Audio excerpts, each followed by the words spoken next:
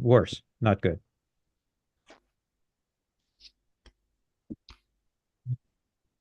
Yeah. Yeah, well, I got my laptop back, but at the moment it's more convenient using the desktop.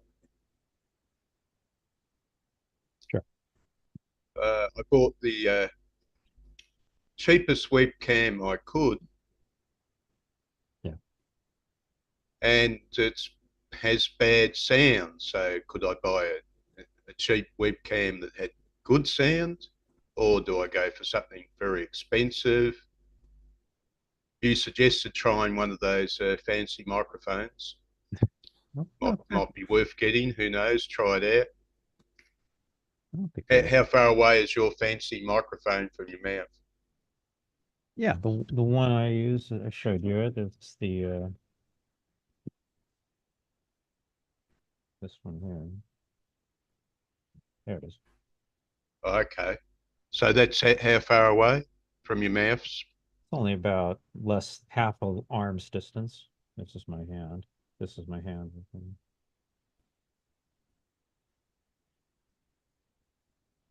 Well, there's one department store in Melbourne that sells them online for $55 Australian dollars. So that'd be Sure. about uh, that being American dollars, something like about $40 or something like that.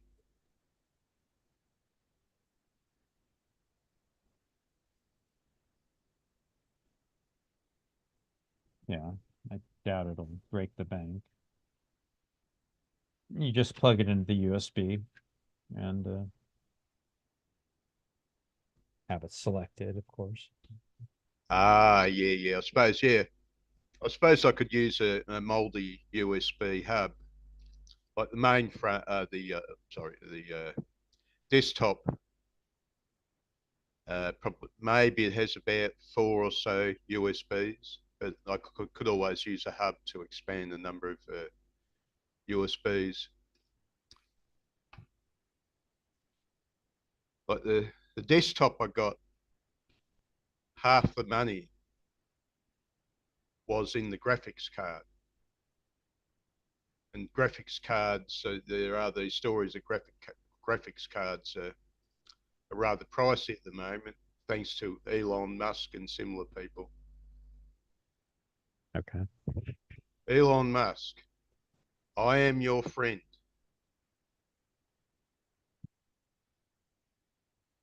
The businessman who says, I am your friend. Sure. Sure. I think, yeah, we reached the top and give it up. The Kafka one, I had a look through the Kafka one again. So some dude's got a thing with spinning tops. That's right. Some of those were from, yeah, the Peter Cooper collection that we read. Yeah, some of these have been reprinted from the other previously published work, other people's work they had already done. Some were specially done for these volumes, but some are just Okay, reprints. Kafka's living in German society.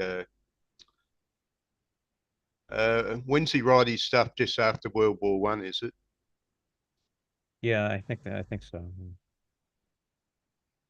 So he's living in post World War One German society, and it's a world with a different mentality to the Anglo-Saxon society. So if you stuck Kafka in America, he might not have come up with this stuff. Yeah.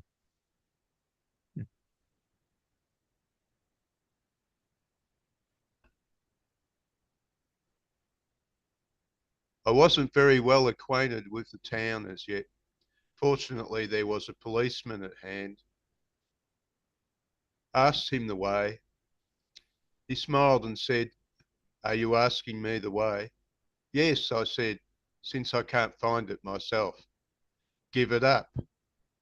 Give it up, said he, and turns with a sudden jerk, like someone who wants to be alone with his laughter.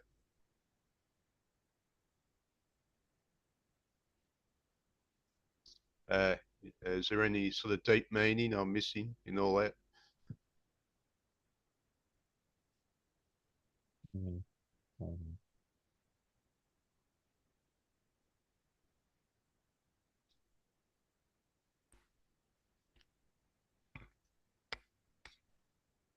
I'm still suffering the side effects of a cold, which ended maybe a week ago.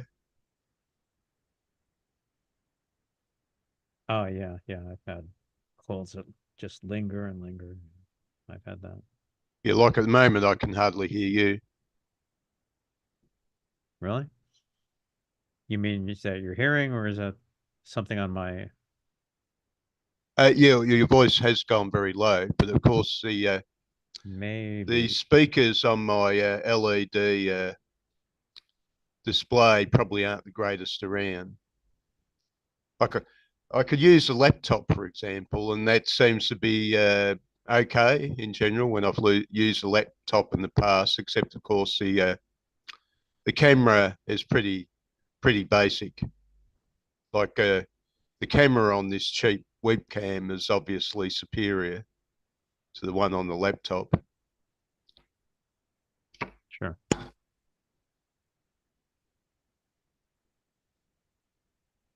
All right. 5, 4, 3, 2, 1. Is that a little better? Yeah, I can hear you. Yeah, Okay. sometimes it's a little bit. Sometimes it's a little bit difficult. All right, so you've got a microphone near your mouth, have you? Yeah, I could probably upgrade my own self. It might be worth it.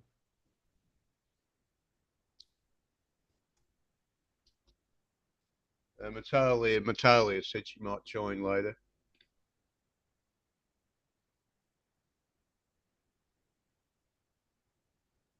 but she tends to be very slow and lose track of time, I think. Sure.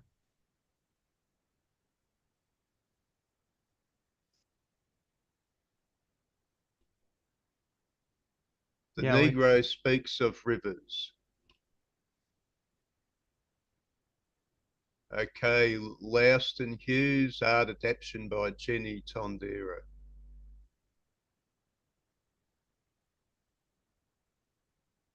Mhm. I've known rivers ancient as the world and older than the flow of human blood in human veins. My soul has grown deep like the rivers. I bathed in the Euphrates when dawns were young. I built my hut near the Congo and it lulled me to sleep. I looked up the Nile and raised the pyramids above it. I heard the singing of the Mississippi when Abe Lincoln went down to New Orleans. I've seen its muddy bosom turn all golden at sunset. This is the sort of stuff that the Bolsheviks would have thrown you in jail and shot you for, I reckon. It's all that petty bourgeois sentiment, I think, if you ask me. It's becoming less and less sentimental era. Well, that's the context, isn't it? If you lived around the year 1900, wandered along the street, went into a bar, you might find some pleasant conversation and somebody might even appreciate you reciting some poetry. And they would appreciate your sentiment. Let's say you're living in America, you have to some degree a common sentiment, and they have time for it. But today, there's a worldwide mercantile order which has decided a different destiny for the creature called man. And you better conform. And sentiment, well, the only time they're going to be interested in you satisfying yourself with feelings of sentiment is if they could charge you money by the minute for the experience. So is sentiment a good thing or a bad thing? But I'll probably argue with the axial age prophets. You know, you've got Lao Tzu and Confucius and Buddha, Greek philosophers, and uppermost in their sayings, they often refer. There's often a reference made to a particular element, and if I'm not wrong, I think I noticed today that that element is getting a bit ignored. So what are these? What sort of idea was popularized very much with the axial age prophets? It's one of those standard spiritual philosophical sort of concepts Mm. which the wise man tries to teach to the neotypes. Mm. Yeah. Uh, well, since you're a person that's obviously dealt with a few probably screen and sound issues, in sound, there's a particular function, there's a dial for it. Balance. Mm. So these ancient prophets would talk about balance. Uh, uh, Beware too little, beware too much. Now, we live in a culture. I mean, do you ever hear an advertisement talking about balance? Generally, quite the opposite. You can never have too much.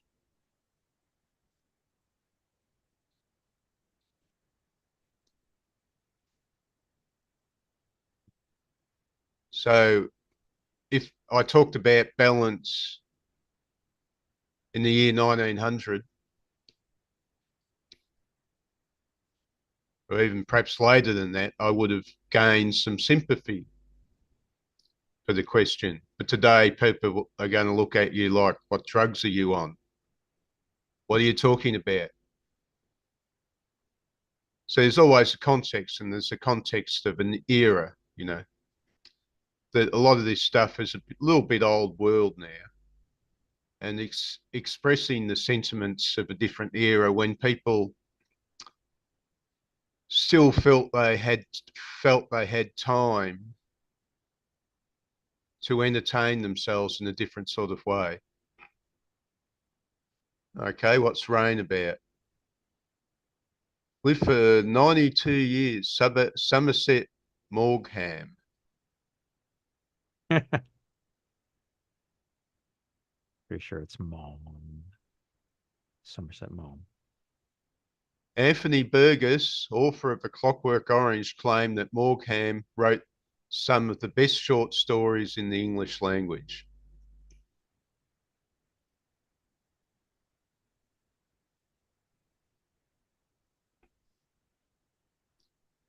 Of Human Bondage is his best known work. Oh, okay.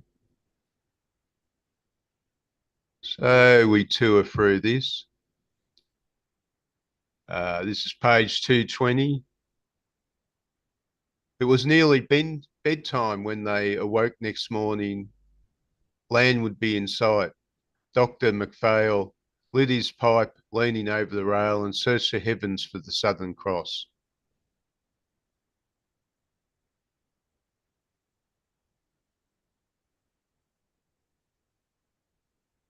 After 2 years at the front, so somebody's recuperating from his years at the front. Uh, to look up this guy, I didn't look up this guy, Morgham. Wonder what when he lived.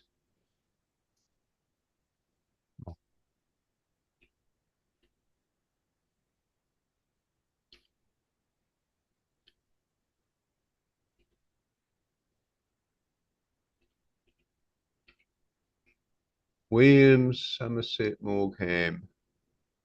Okay, born in 1874, died in 1965.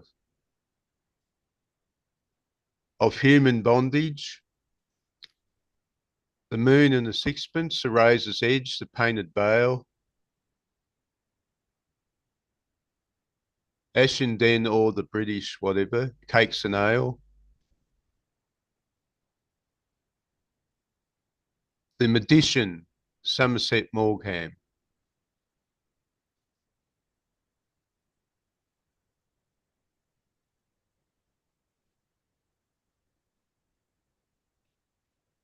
Was born in 1874. Did he do any service in World War One?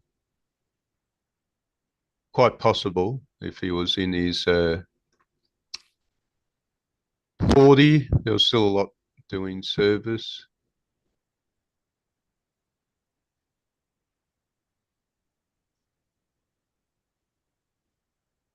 Okay. Too old to enlist when the First World War broke out. He served in France as a volunteer ambulance driver.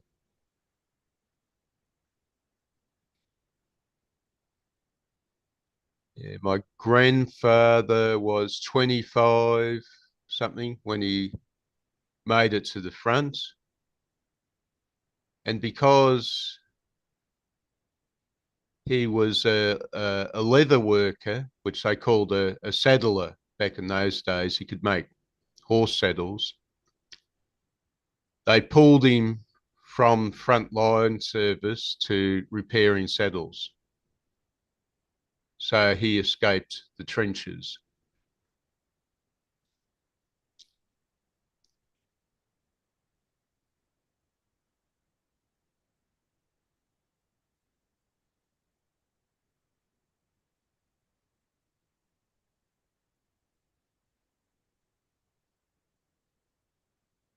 Okay. After the birth of his daughter, Morgham moved to Switzerland. His fluency in French and German was an advantage. For a year, he worked in Geneva at his own expense as an agent for the British Secret Service.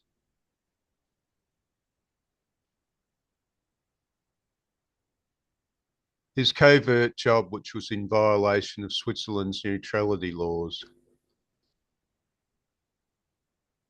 Okay. 1920s, travel and divorce.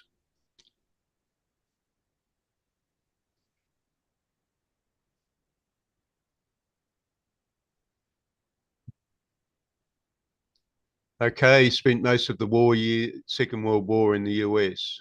Okay.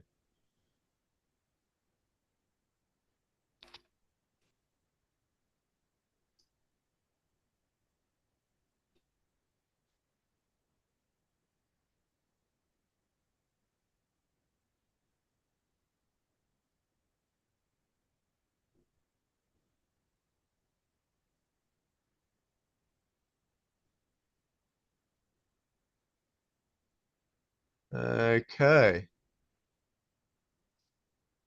All right, we've got an illustration of Popeye and Brutus uh, looking for looking towards the good time girl, and there's a black cat down the bottom. It's a rather interesting picture, actually.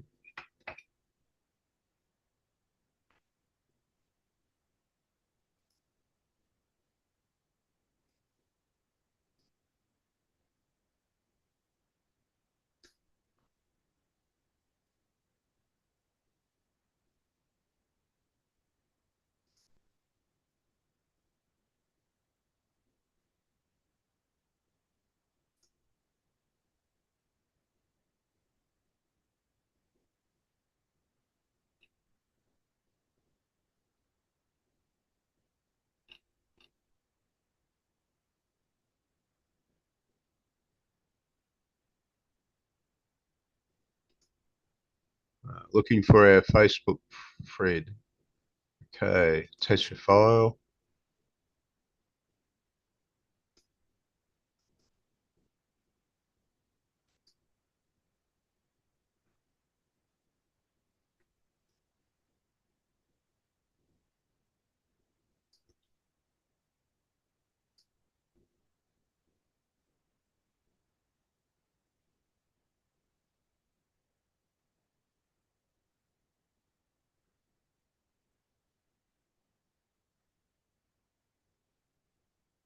Okay. All right.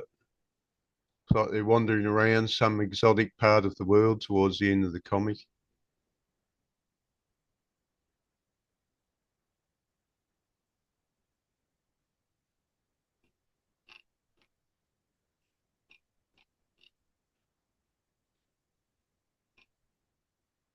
Rain. Okay. I have to find out what the significance of this story was, I suppose.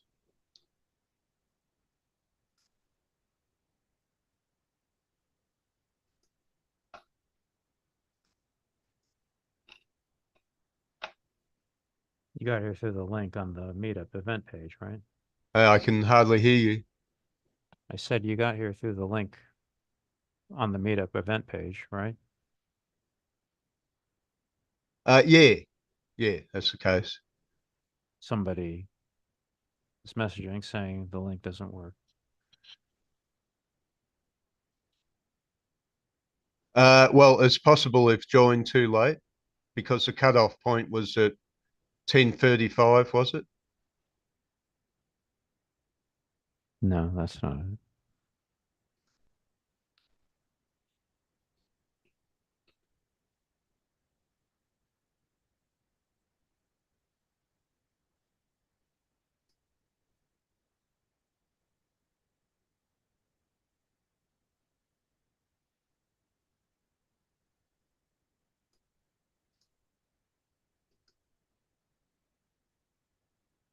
When did that person try to join?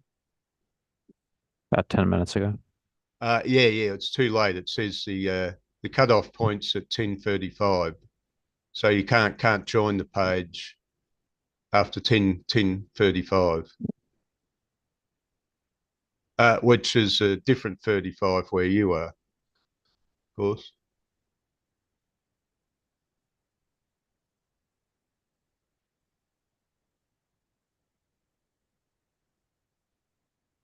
Hmm.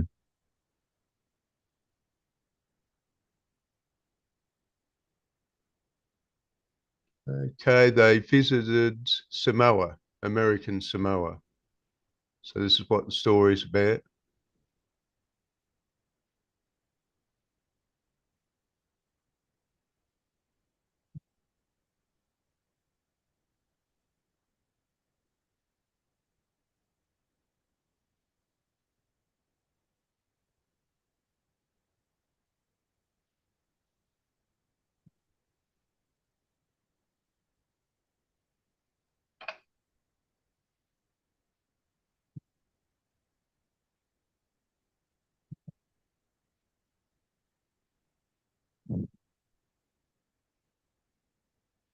Okay, there's a little bit of a story there which I haven't really picked up on.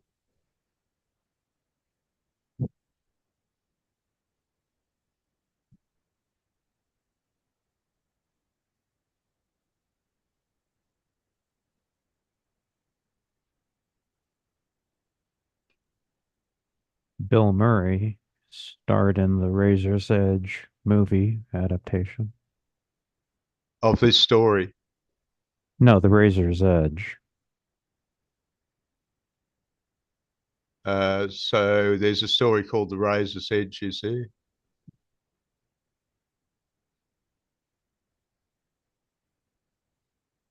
Yeah. And who wrote the story, The Razor's Edge? Somerset Maugham. Ah, right. Okay, cool. So he suicides for some strange reason, or he could have been murdered. Somehow he managed to cut his own throat.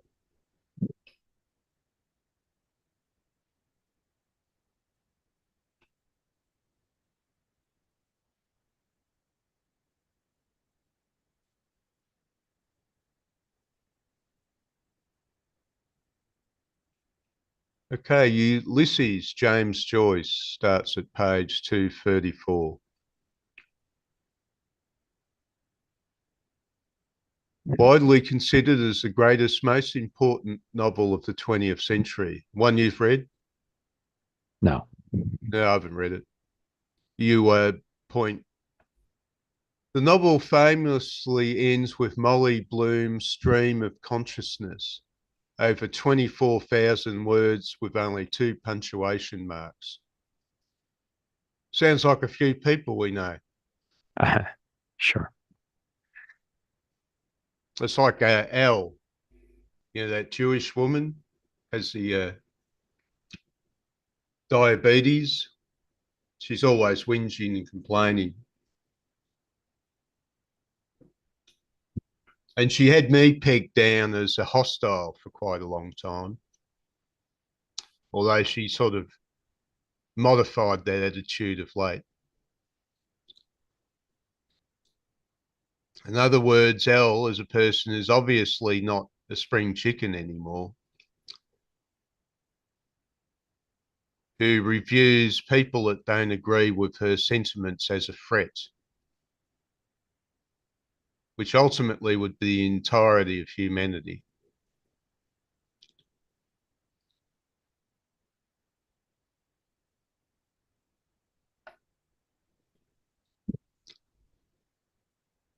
So this comic has a part of the life of our Ulysses as some half Jewish guy.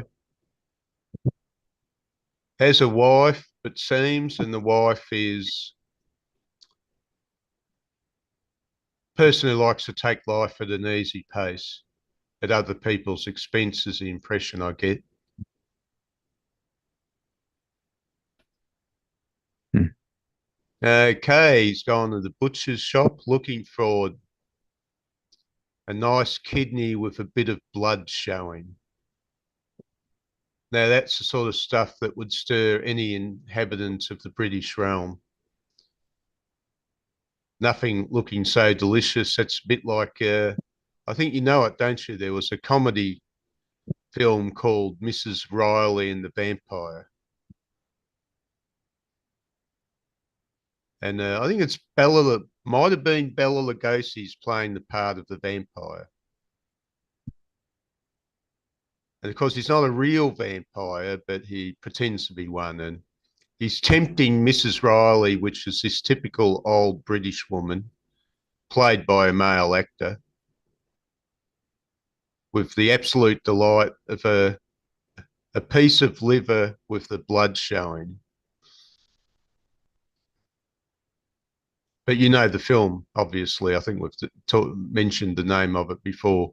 There's a number of Mrs. Riley films. Mm-hmm. I haven't seen any of them, but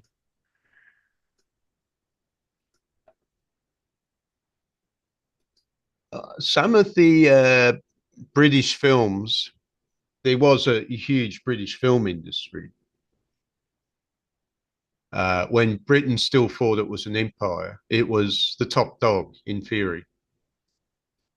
This was an attitude that was maintained up until World War II. America looked upon Britain as being the top dog.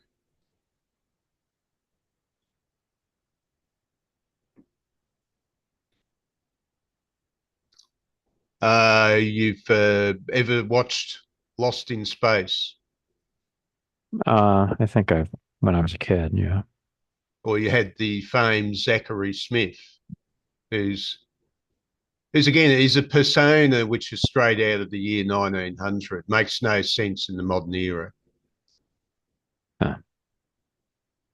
Well, the actor Jonathan Harris was a Bronx Jew, and he went to the movies in the 1930s and worshipped the British films. He just thought the British were so much more stylish Uh-huh. than the Americans, and he emulated the accents and Uh-huh. the foppish attitude of the British. Sure.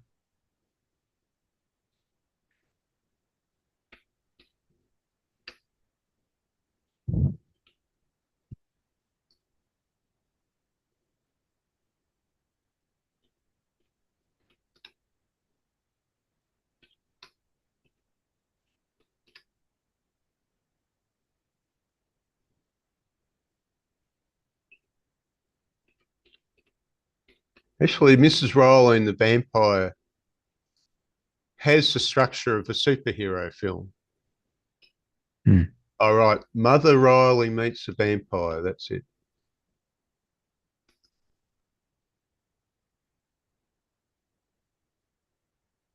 Okay, right.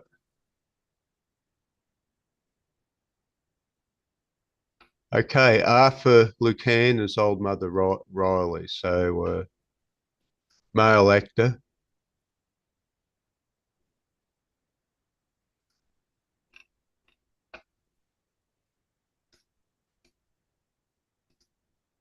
Maybe it's a film you can show on your one of your sessions, and your American audience will freak out and think, "What the hell is this?" But I actually, from memory, I think you'd describe it as a good film, but a film of a certain style. Mhm.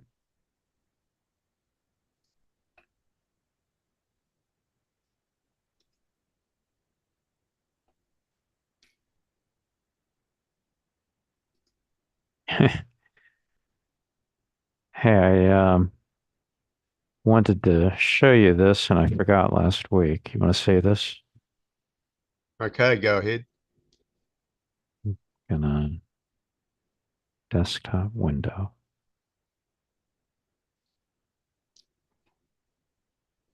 There. Remember that guy Peter from the Palestine meeting?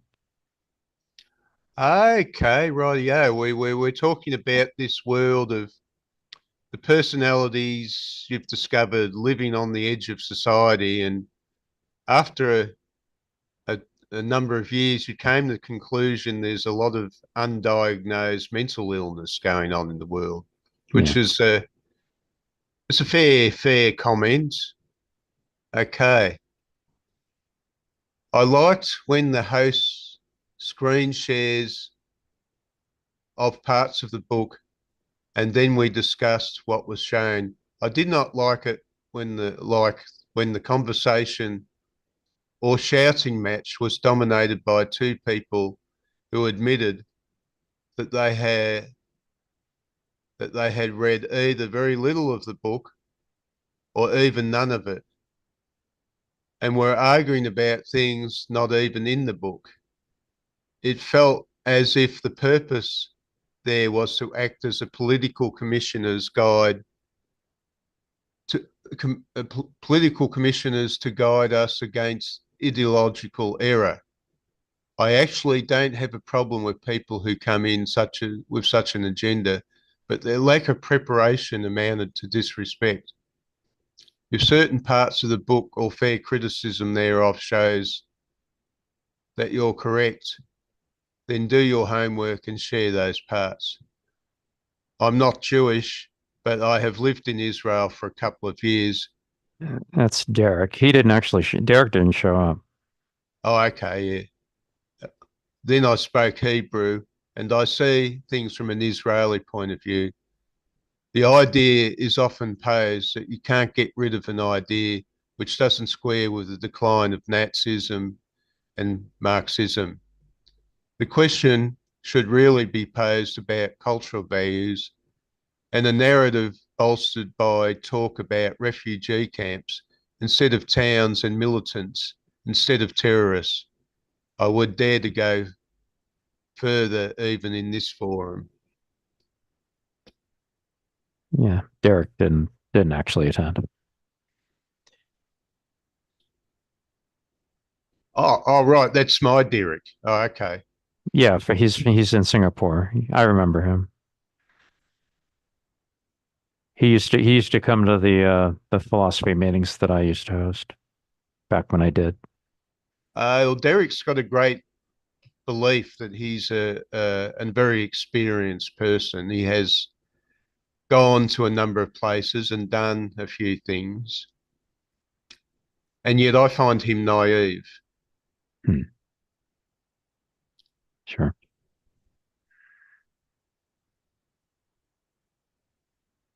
I used to be very opinionated once, and I still have opinions. But who's right and who's wrong? I mean, I'm not a god. I have an opinion along with the other 8 billion. Who's right and who's wrong? Well, obviously, the last man standing. Hmm.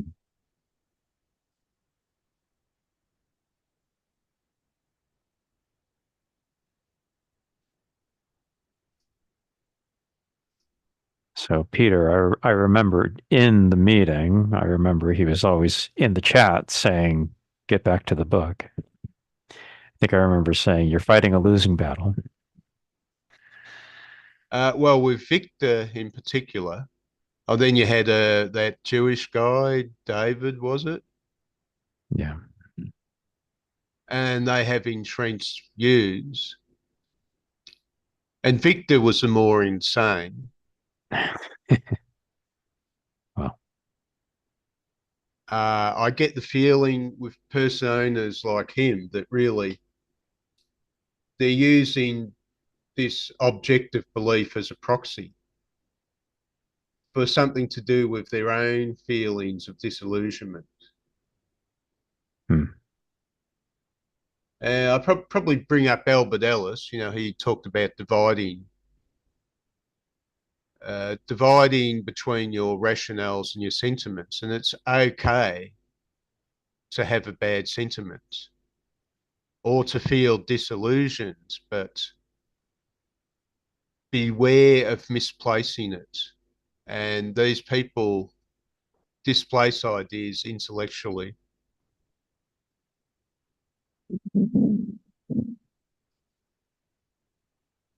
Okay, the Lovecraft analogy,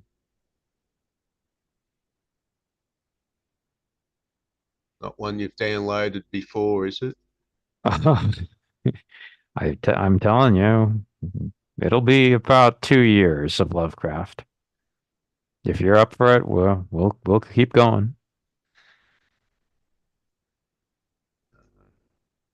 Documents. It's fine by me.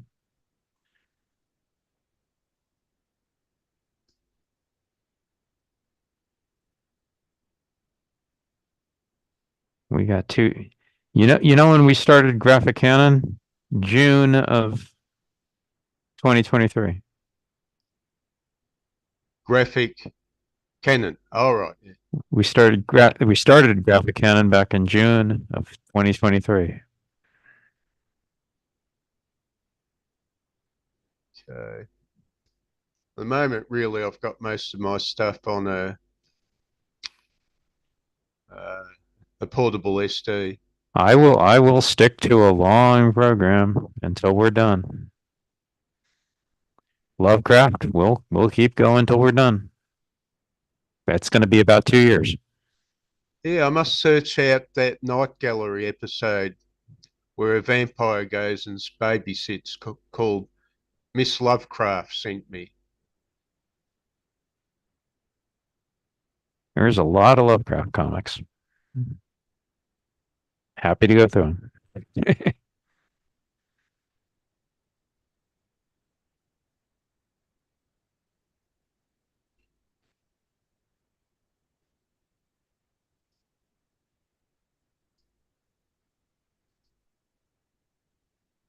Okay, what Lovecraft do we have?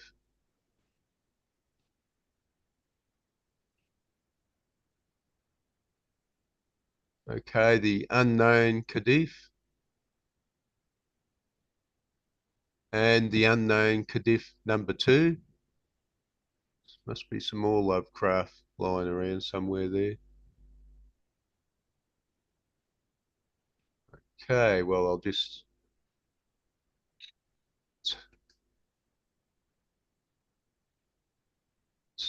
Right, okay.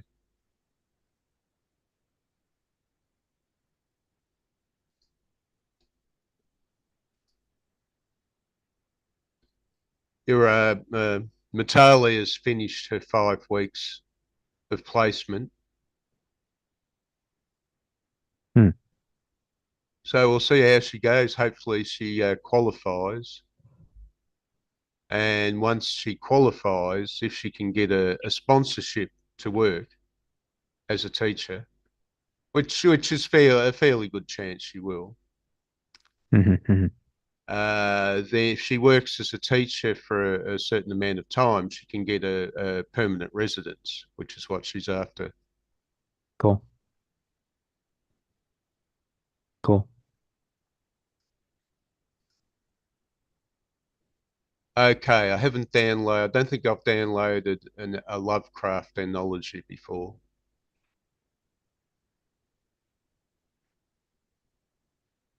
No, I'm keeping track. I've got them all on a list. I know what I've sent and what I haven't. Ah, well, you could have worked as an accountant.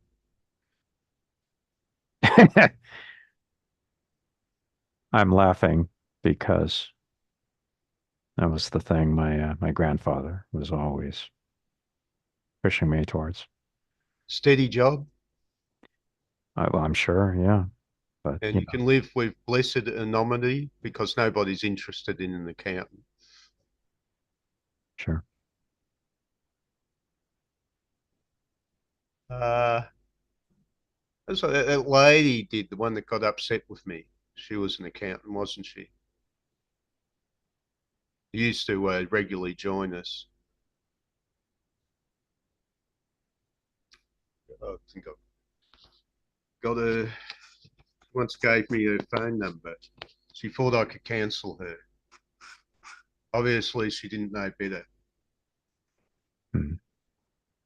My idea of cancelling people would be Sergeant Gunny out of Full Metal Jacket.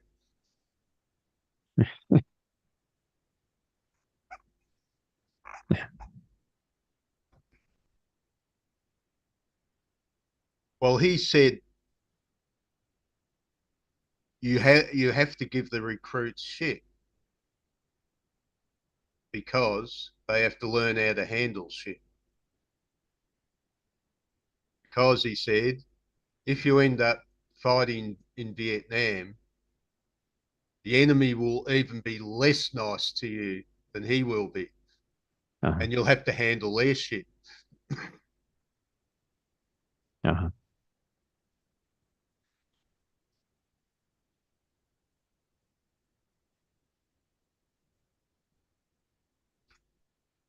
Yeah.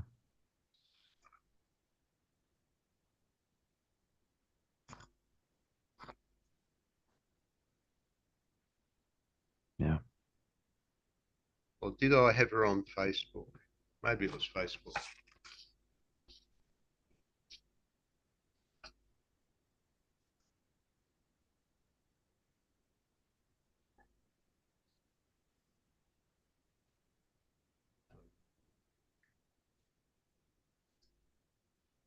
You didn't get through to the end of this week's graphic canon, did you? No, I decided purposely to go from about page 200 to 400. So there's still one more session. One more on graphic canon. All right. I'll plan for that. Rather busy week. I'll let you know when I don't have any busy weeks anymore, which probably won't happen. It's what Matali is complaining about, that her life is busy and she doesn't have time for doing the stuff that she really likes, like reading books and Yeah. cartoons. Yeah.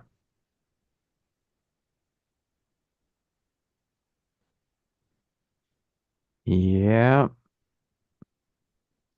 Well, she's going to learn that becomes a permanent state of affairs.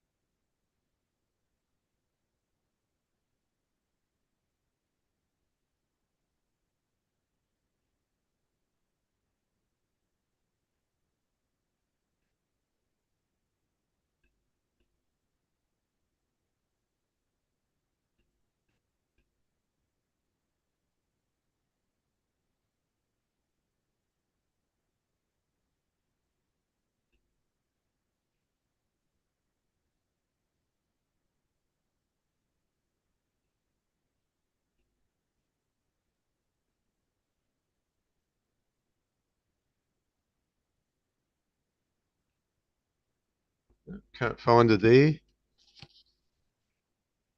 Maybe she wiped her Facebook.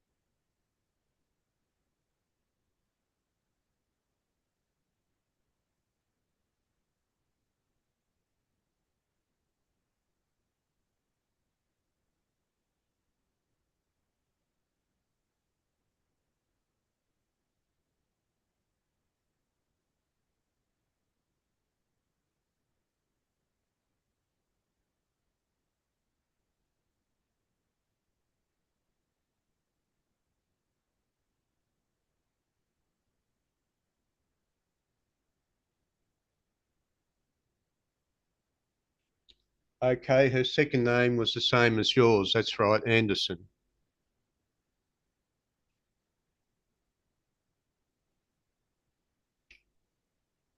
You can't remember. She used to be a regular, half Korean. I remember.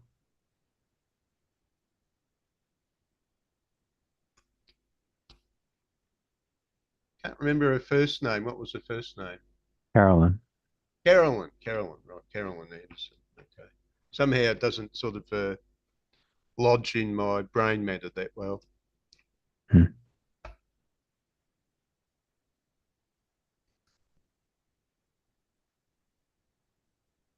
Looks like Amy's given us the flick, or maybe she's got something better to do.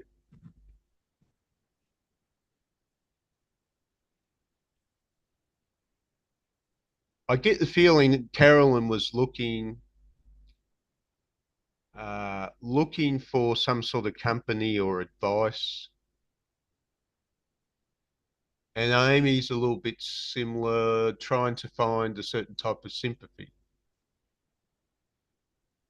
And they'll stick around a little while, and then one day realise that they're not getting what they want.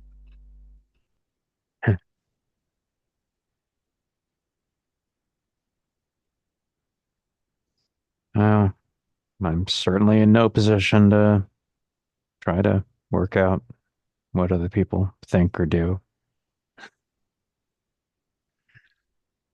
The next door. Well, back to the comic. The next door girl at the counter. So he's getting turned on by the sight of another woman. He's sinning in the classical biblical Jesus sense. He's coveting his neighbour's wife, which uh, in, of course, Ulysses would be a pretty weak sin, I suppose. He'd be, uh, so this is supposed to be his feeling of Circe.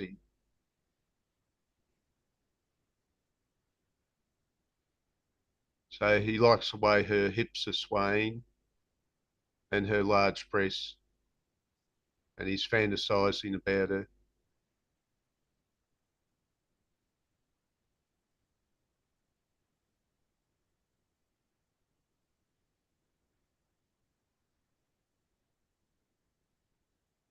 The cloud began to cover the sun wholly, slowly, wholly. Grey, far, no, not like that. A barren land, a bare waste, a volcanic lake, the Dead Sea, no fish, weedless, sunk deep in the earth. No wind would lift those waves.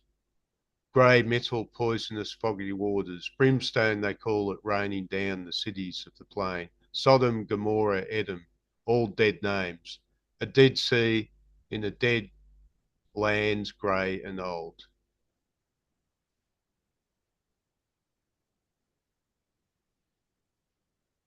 He's thinking about the Jews dying in the desert. So it's page 244. So what do you think of this image? 234. 244.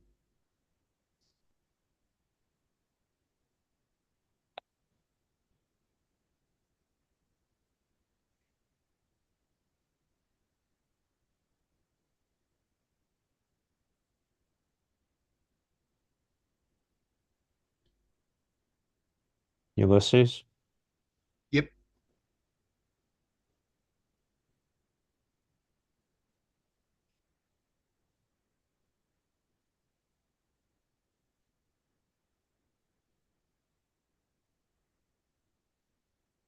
Yeah.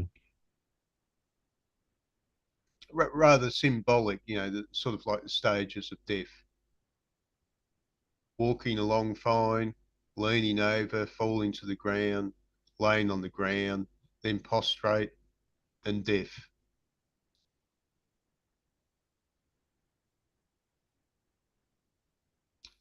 Dead, an old woman's, the grey, sunken cunt of the world. So that's the sort of language that was getting in bands back in World War I era.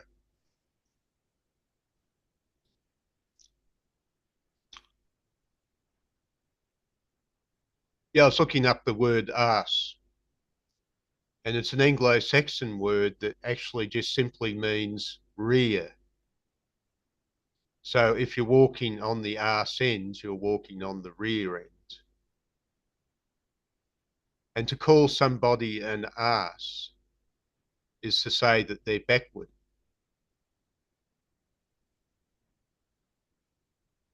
Yeah. Interesting. Yeah, it was they used the term in a series they made out of a book called The Last Kingdom. So it's a time of the Anglo-Saxons fighting the Vikings. And this Anglo-Saxon is captured by the Danes and brought up amongst the Danes, and he's worshipping the pagan gods. And he makes it back to the Anglo-Saxons, and they view him as a primitive because he's gone back to the old ways, and they call him Arsling for being backwards. And it was based on a book. I'm not sure. I tried to read the book. I didn't watch all the series actually. Like Game of Thrones, first season was good. Second season's losing the plot. Third season was even more on edge, and I didn't bother with the fourth season. But the first season was good. It's like Game of Thrones. First two seasons were good, and then it started losing it.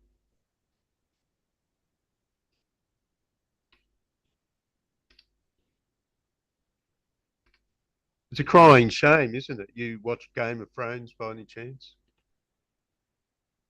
I think I watched the first episode. Well, you've got two good seasons. It's well worth it. Actually, I think it was at its best in the last episode of the second season, and then come the third season, something just fell out of the show. Hmm.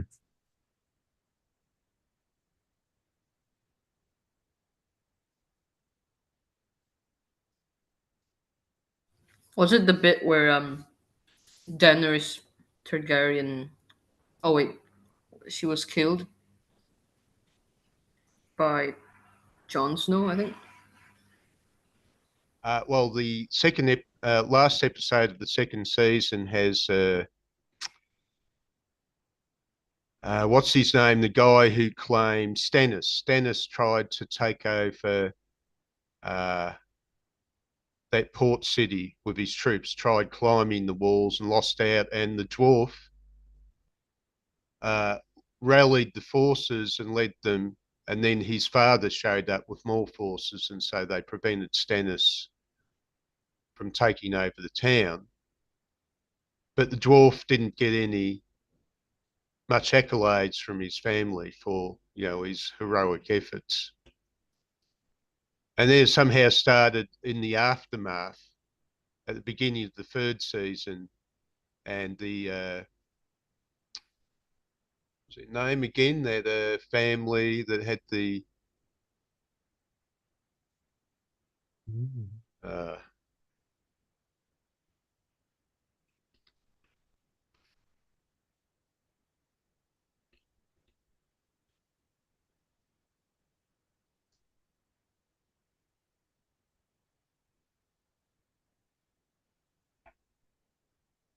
okay, Tyrion Lannister. So the Lannisters, yeah. Uh,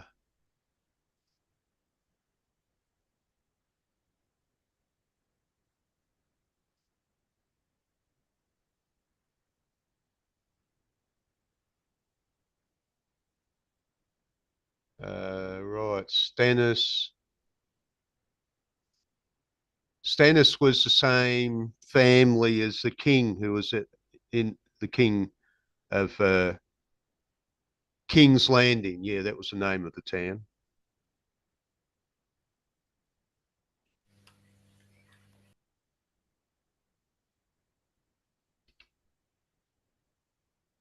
Okay, Stannis Baratheon. So the Baratheons were the ones who were ruling King's Landing, and the Lannisters wanted to be have that. They were trying to marry. Oh, that's right, right. They married Cersei to the Baratheons, and her first heir was probably the product of her and her brother.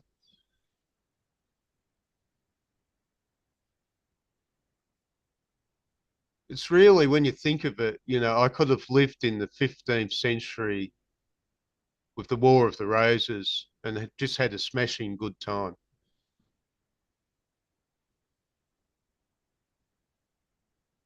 This is because the whole Game of Thrones took that in particular as that was what he was trying to build his story on, that similar theme of a civil war amongst the nobility. Well, it You, was a war. You always had fights amongst the nobility, but the War of the Roses is where it becomes extreme. It really does go off the rails. It becomes too extreme. It's like the difference between the Democrats and Republican people in America. It's become extreme now. It's gone off the rails.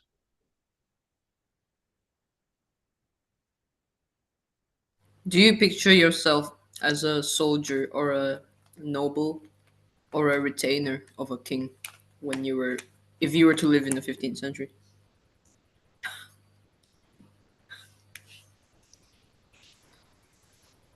Uh, well, the two lifetimes where I was a soldier, I liked being my own boss more than having somebody else as my boss. Because the second time around, I had somebody else as my boss, and I didn't like it as much. You could do a big poster of Attila the Hun or Genghis Khan. Hey, dude, be your own boss, and just have Genghis Khan's picture for everyone to see. I was looking at the sign this morning when I was in the post office, and it said zero tolerance. Do you get those signs in America, David?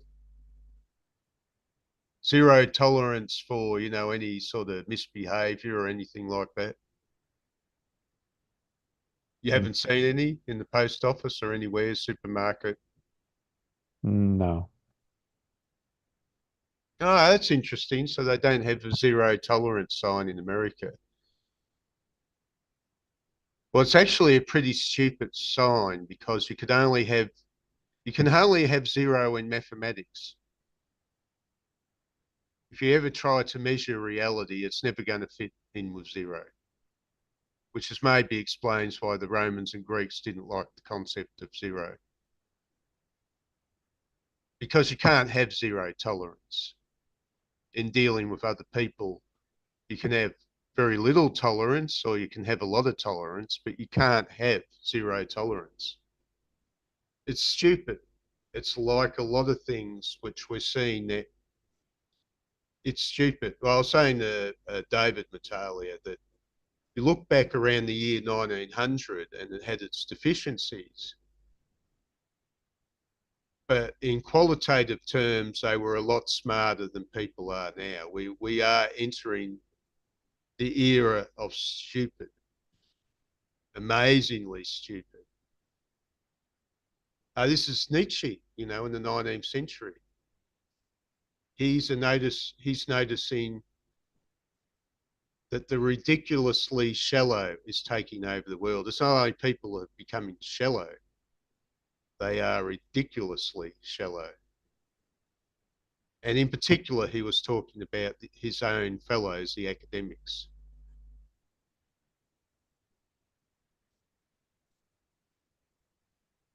But in your time with Nietzsche, you never noticed anybody else pick that one up or pick on that one.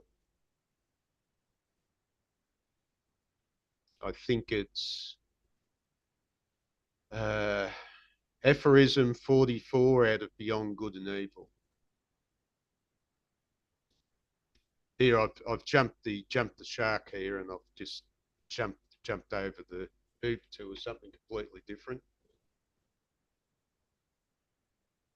I'll say this is my point. When you come across that phrase, when Nietzsche's saying it's very difficult to fathom the depths of a woman, something like that, because women aren't even shallow. So that sounds hilarious, doesn't it? And after reading a bit of Nietzsche and remembering what I did know about him, I think this is a typical example that he's actually talking about something else. And of course, he has the image of the Sphinx comes up in his works, famously one of the paper books. I think Beyond Good and Evil has a picture of a Sphinx on it. And the Greek Sphinx was a woman. So the Greek Sphinx, in a way, is related to philosophy. And philosophy is a woman, is Sophia, divine Sophia. And the handmaidens of the divine Sophia, therefore, would be priestesses, which are the academics. So when he says women, he means his own fellow academics, who are mainly men. And, sort of laughing at the way that people would try and fathom the depths of a philosopher, then making the remark, well, the reason you're having such difficulty is they're not even shallow. If you try to fathom the depths of something which has no depth, you'll be there forever. You won't find any depth by which to gauge things. And so that's a vastly spiteful criticism of the academic world in the late 19th century. What do you think of that, Dave?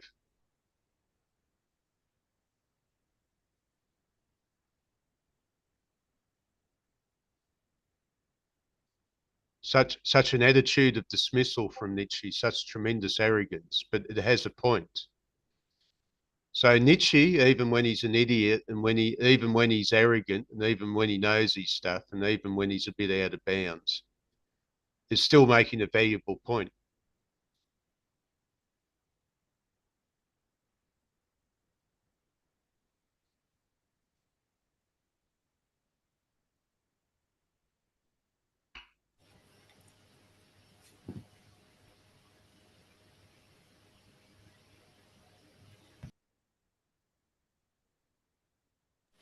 Yeah, I think that's an interesting insight. So, you think of all the gurus we have today, and people try to figure out this philosophical guru, what's the great depths here? I don't understand. And Nietzsche would dismiss a lot of it. Well, it's not even shallow. I think he in particular was talking about David Strauss. And I think he was even a little bit taking a plug at Schopenhauer. maybe, because I did a talk on Schopenhauer a couple of days ago. Was Schopenhauer an atheist? So I was looking up works which I wasn't that familiar with. So he had his that book he published in, well, a collection of essays really, in 1851, and that was what propelled him towards fame.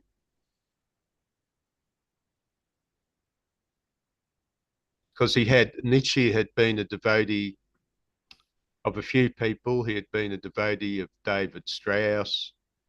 He'd been a devotee of Schopenhauer, and he sort of found that there was something wrong with them and rejected them.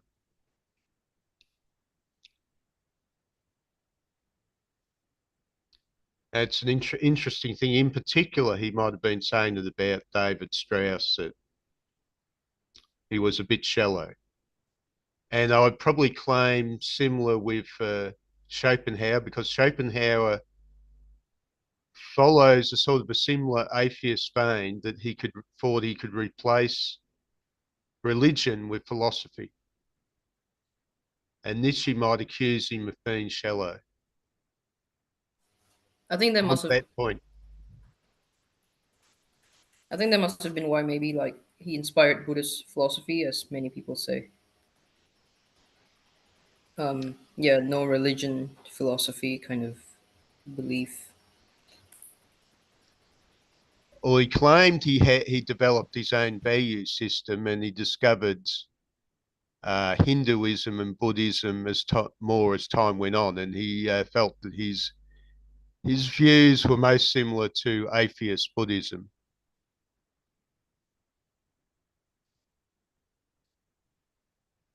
So he didn't have a positive view about life. He felt that we were just driven by the will, and that we would never really be satisfied. People seek satisfaction in their life. They're saying it's always a big trick, that the mythical carrot of desire will always be dangling in front of your face. Sometimes you'll feel satisfied for a little while, a bit, happy. You're lying down, you've eaten a big bag of chips, and you think that's fantastic. And then again, the feeling of dissatisfaction will reappear.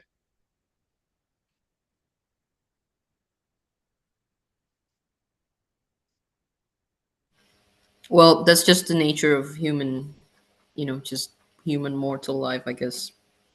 Like once we're, you know, like our thoughts and emotions are all ever changing and fleeting. So, is there really something substantial, something that's static underneath all that changing nature of human life? I think that's the debate that Heraclitus had with like Democritus, didn't he? The idea um, that things are always ever changing, while the other believes the opposite. Parmenides Parmenides. Sorry, Parmenides and believed in being, Heraclitus. so you could being there in the moments, whereas Heraclitus believed that people are always in a state of becoming. Yeah, that's right. Yeah, it's funny because like Spengler talked about the becoming, and the one that has yet to become a lot in his works as well. He said like Western civilization in particular has reached its potential, but like was it in the 20th century or something, if I'm not wrong? So it was way back, and it started to reach its downfall from the French Revolution, I think. Okay, this cartoon is based on a part of a famous book called Ulysses by James Joyce. Mhm. And it's a story about a guy, he's half Jewish and he's living in Dublin, close to 1900 or around Yeah. World War I. The novel famously ends with his wife, Molly Bloom's stream of consciousness, over 24,000 words and only 2 punctuation marks. She's thinking quite a bit about her relationships, including hers with Leopold, love and sex. The saltiness of the final chapter is part of the reason Ulysses ran into over a decade of legal problems, banned for years after its 1922 publication. So this is a story about this guy who just wanders around Dublin and he feels that he's living the adventure of Ulysses in his mind. So here he is. He's our half Jewish guy making his life in Dublin. He's at the butcher's and he's looking at the ideal piece of food there, a piece of kidney with the blood showing. You. And then, oh, look, the girl next door at the counter. So she's got a large pair of hips and she's large breasted. And she's a bit old, but she's sort of comely from his perspective.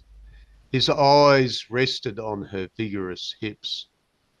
Woods, his name is. Wonder what he does. Wife is oldish, new blood, no followers allowed, strong pair of arms, whacking a carpet on the clothesline, so he's been watching her before. You. She Stalker. does whack it, by George. The way her crooked skirt swings at each whack. So he's thinking at times when he spied on her in the backyard. Solid meat like a stall-fed heifer. Well, you could read this book if you had time. Ulysses, it's quite a long book, quite famous. He has creepy eyes. The eyes of a stalker.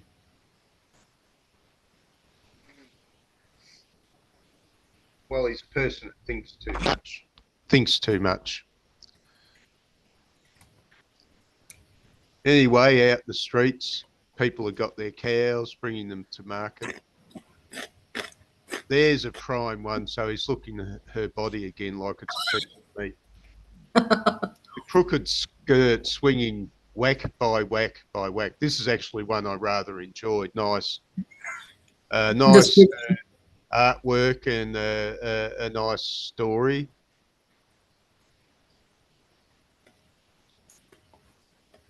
Now, my miss, thank you, my miss, as she bought a bit of meat. She tethered a coin, smilingly, boldly, holding her thick wrist out. For you, please. Mr. Bloom pointed quickly to catch up and walk behind her slowly, her moving hams pleasant to see, first thing in the morning. Hurry up, damn it. Make hay while the sun shines. She stood outside the shop in sunlight and sauntered lazily to the right. He sighed down his nose. They never understand.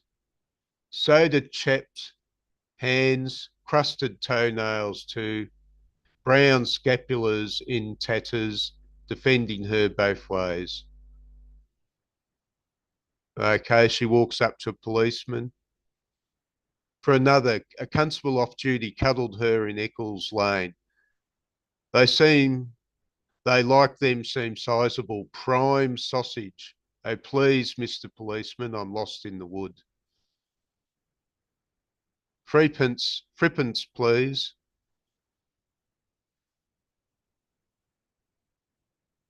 Thank you another time, sir. Walking around, thinking his thoughts, looking at the evening sky. His mind drifts off into a fantasy.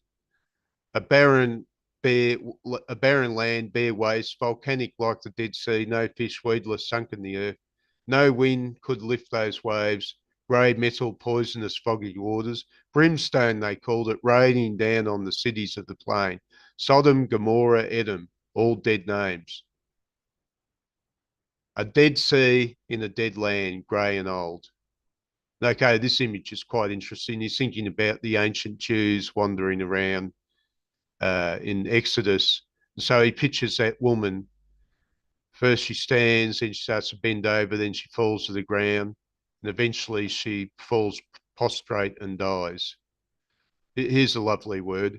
Dead. An old woman's the grey, sunken cunt of the world. Isn't that wonderful language?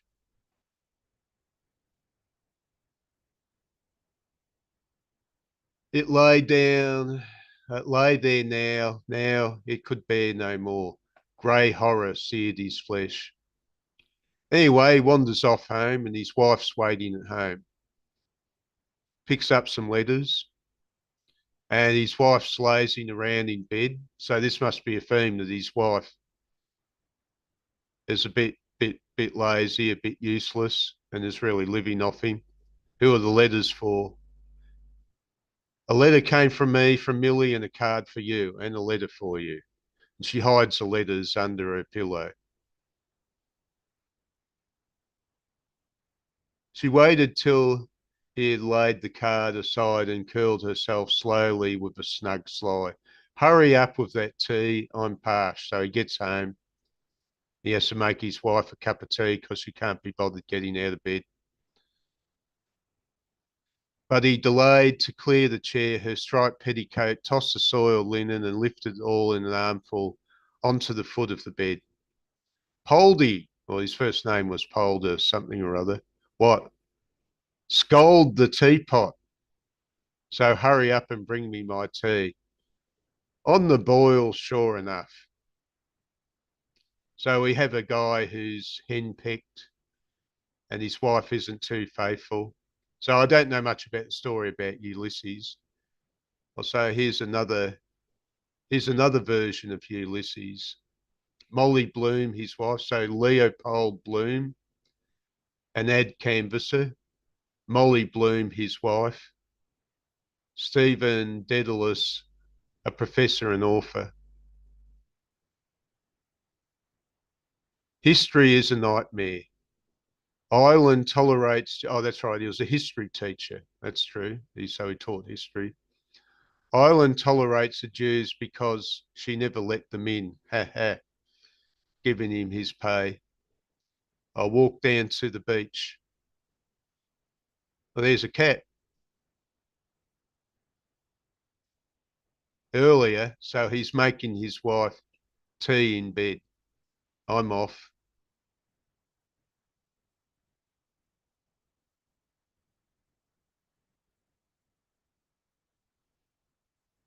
There's another image from this anthology I put in the on Facebook where you're on the message which David shares.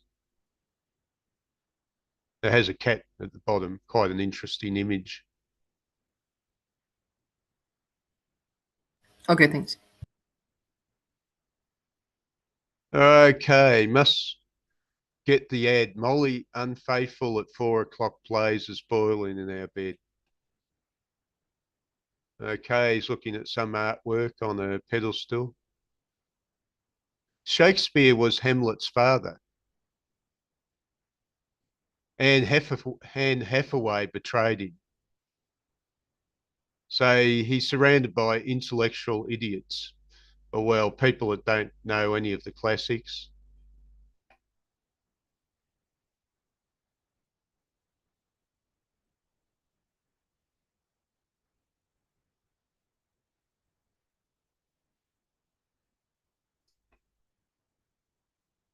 This is an earlier one. This was one we reviewed on the last occasion that we looked at this. So the illustrations are quite interesting. So he's got this girl filled with a sense of nature, but she's got the church there as well. So nature to her is pagan. And it contrasts with the church. Here she's got a churchman chasing her in nature. Okay, she's with her sister. So they're dancing naked around a fire, trying to be witches. Quite an interesting image. So what do you think of this picture? Quite nice.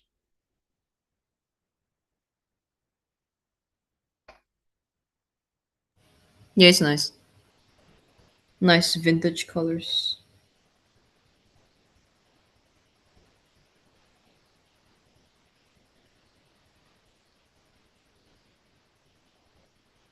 Now, here's quite an interesting image. What do you think of this one? So you got this floozy on an ocean voyage, and the main character's getting attracted to, and he's pictured a couple of sailors straight out of Popeye. So he's Yeah, got that's what I Popeye was the gonna say. sailor and Brutus both eyeing her. See the cat down the bottom? Yes, meow meow.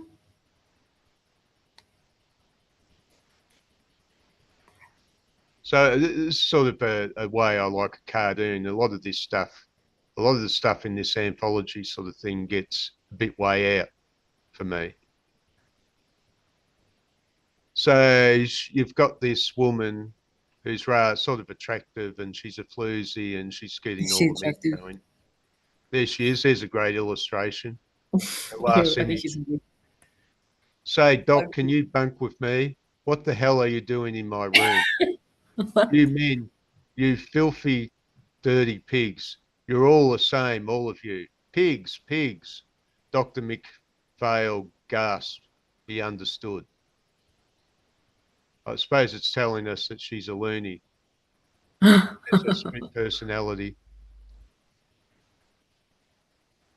Yeah, back to Ulysses.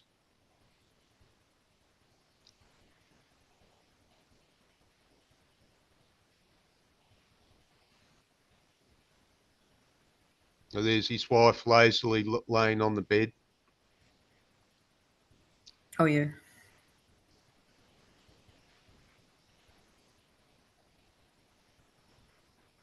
So she doesn't have a job. Yeah. She it seems part of the story is that she's having a lot of affairs behind his back. I like how then that panel there, he's staring directly at a butt, like of the statue. Yeah, yeah.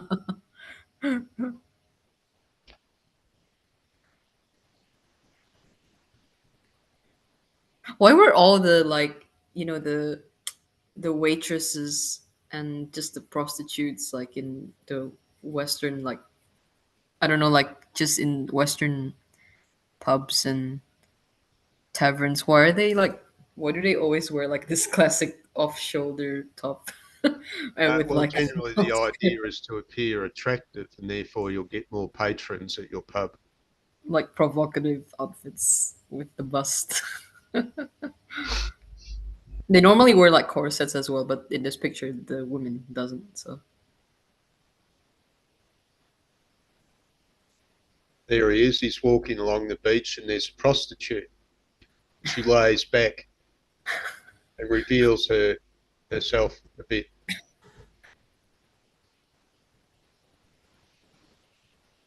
it's kind of sad, isn't it? I mean, I don't know why, but stories like this just depicts like married life isn't always that great. Like this man is dissatisfied, and the wife as well, and he starts to find other things to fill his void in his heart. I'm looking for Stephen Dedalus. And the prostitute says, "You his father?" Nothing.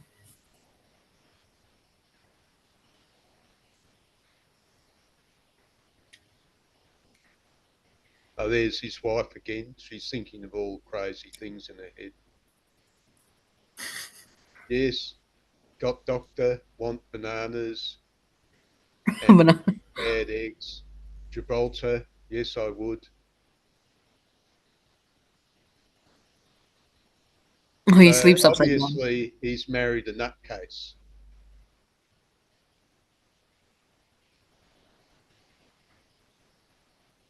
Okay, living on $1,000 a year in Paris, Ernest Hemingway.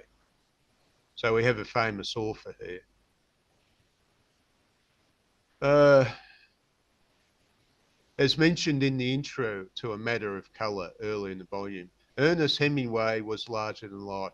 Part of his mystique comes from the fact that he and his then wife, Hadley Richardson, were among the influential group of expatriate writers and poets from the US and UK who lived in Paris in the 1920s. The group included Gertrude Stein, James Joyce, Ezra Pound, Ford Madox Ford, F. Scott and Zelda Fitzgerald. Sylvia Beach, founder of the legendary English language bookstore Shakespeare and Company and publisher of Ulysses. It's a highly romanticised time and place, mainly because, well, it was a highly romantic time and place.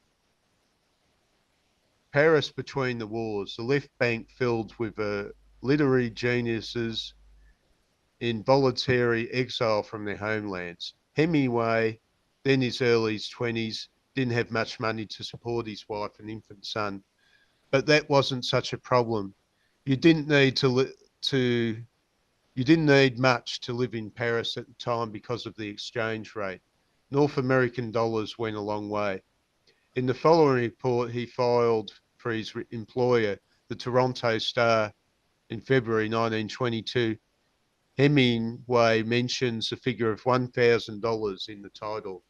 That's equivalent to about 13,500 now. Now, I would say that's inaccurate because that's using the official inflation figures produced by government, which are a lie.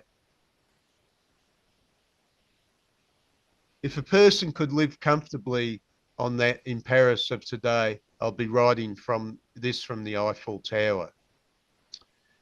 Steve Royston works in the video game industry, has drawn comics for DC, Dark Horse, and Omni. His first professional gig, Queen and Country,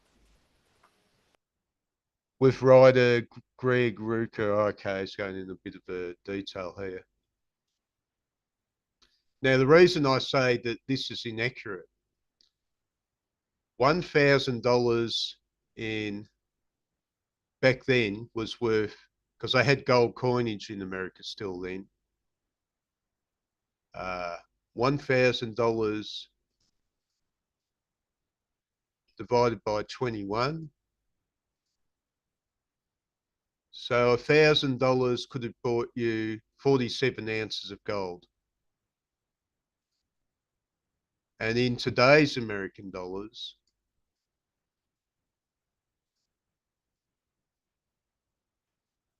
that would be $125,000.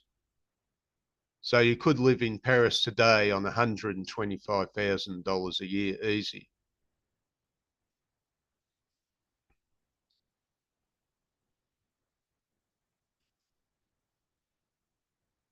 Paris in the winter is rainy, cold, beautiful, and cheap. It's also noisy, jostled, crowded, and cheap. And there you are, it is anything you want and cheap. So do you see the prostitute at the side of the pane? Yeah, I like the arch. The drawing of the arch is nice. And the dollar, Ooh. either Canadian or American, is the key to Paris. With the US dollar worth 12.5 francs and the Canadian dollar quoted as something over 11 francs, is very effective. At the present rate of exchange, a Canadian with an income of $1,000 a year can live comfortably and enjoyably in Paris. Mm. I like So the 40 I like the years option. when I was laying in bed with a broken collarbone in 1966. If I had lived earlier, 40 years before that, I could have been hanging in Paris, having a good time with inexpensive prostitutes. Oh my gosh. If the exchange were normal, the same Canadian would starve to death. Exchange is a wonderful thing. Two of us are living in a comfortable hotel in Rue Jacob. It is just the back of the Academy of Beaux Arts and a few minutes walk from the Tuileries. Our room costs 12 francs a day for two. So about $1 American a day is enough to pay for his room. And at the time, a minimal American wage would have been much more than $1 a day. Okay.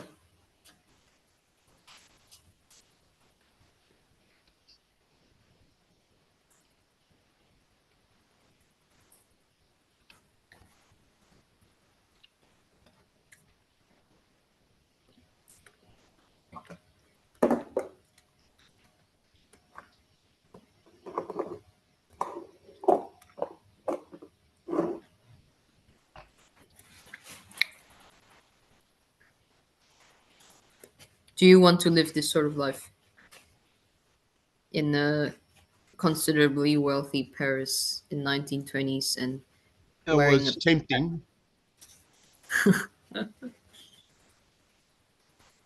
coming home to a house with wife cooking for you and children?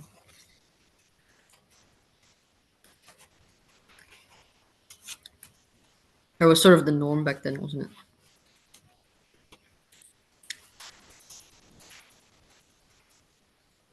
I think even like the Victorian era was an era that was great for white people or the rich white people.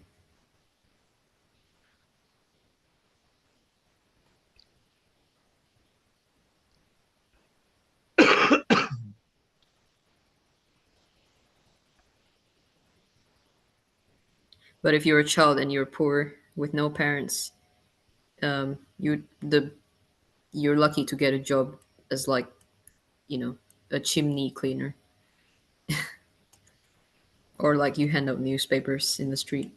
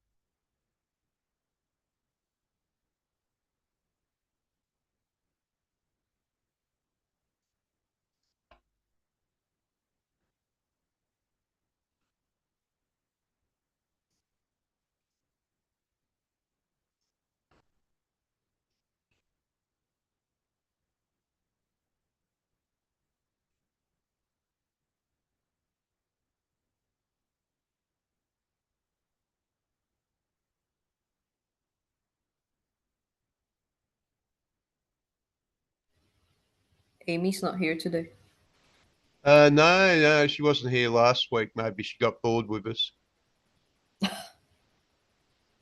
No, maybe she's got something going on too.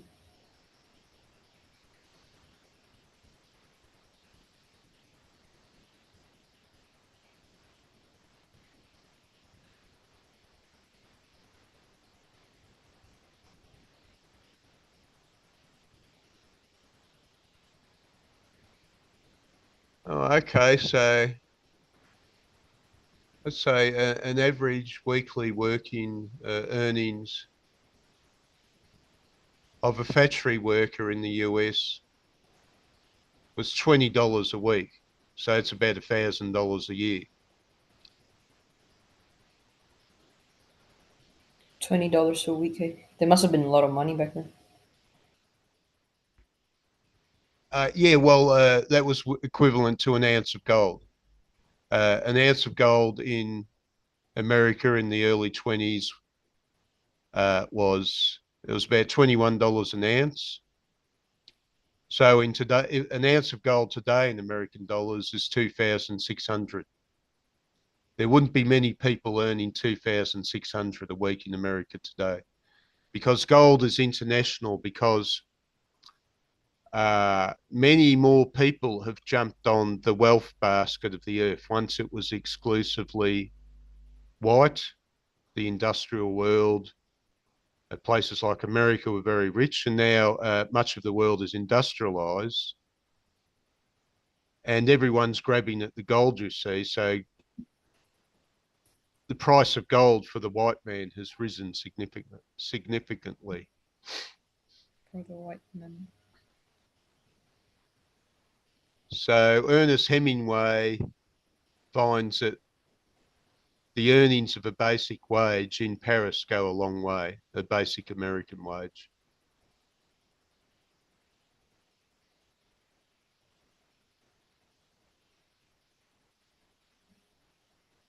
I see. I sent I sent JL the song "Beds Are Burning" and he said it's a stupid song. Oh, there's another Ebo song you might like to listen to. He said, "How can we sleep when our beds are burning? Yes, that would be hard." Incredibly dumb lyric, which they thought was fine as poetry.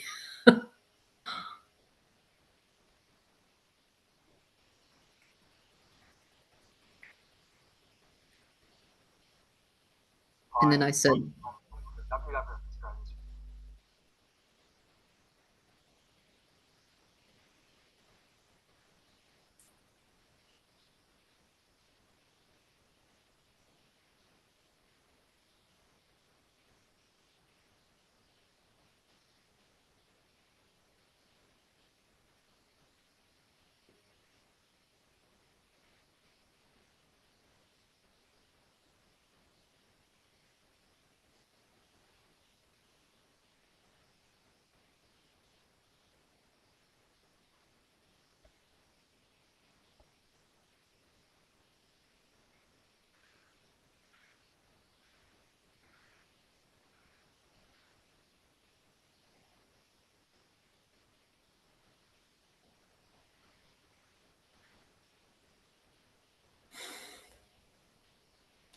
Well, there you go. There's a big goanna.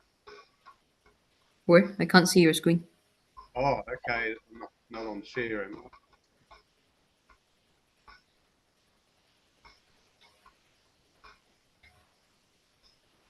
You can't see my screen. No, it's still on the comic. Okay, right. I'm still on that share, right? Okay.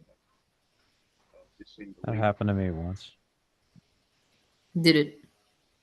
Yeah, I was sharing the wrong screen the whole time I was talking, and nothing I was saying related to anything people were looking at. And I didn't have any idea until I watched the recording back and discovered that. Oh, your speaker is very high quality, Dave. You Did you see, change? Steven? It's good for her. Yeah, I'm hearing you quite loud at Yeah, the moment. it's very nice. It's like it's really, I don't know, like it's clear. You know what I mean?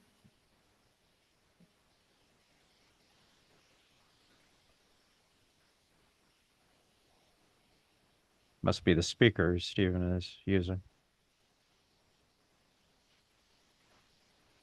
It sounds like it's very close to your mouth, though, Yeah, if that but not in happens, a bad way. if that Yeah, but happens not. again, somebody say something. There were a lot of people in the group that night when that happened, and nobody said anything. Nothing I was saying related in any way to what people were looking at. Nobody said anything. Something like that happens. Somebody tell me. I've come across this somewhere else recently. It was in actually, I think it was in one of the comics we were doing.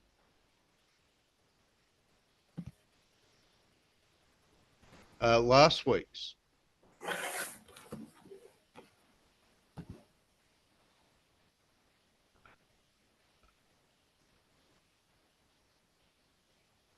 Life of the Wait, where's this? Party. Yeah, where's the song? Can you show Oh, us? okay. I put it in the. Did I put it in the chat? No, I didn't. No, you put Lost Kingdom TV series. Okay, where is it?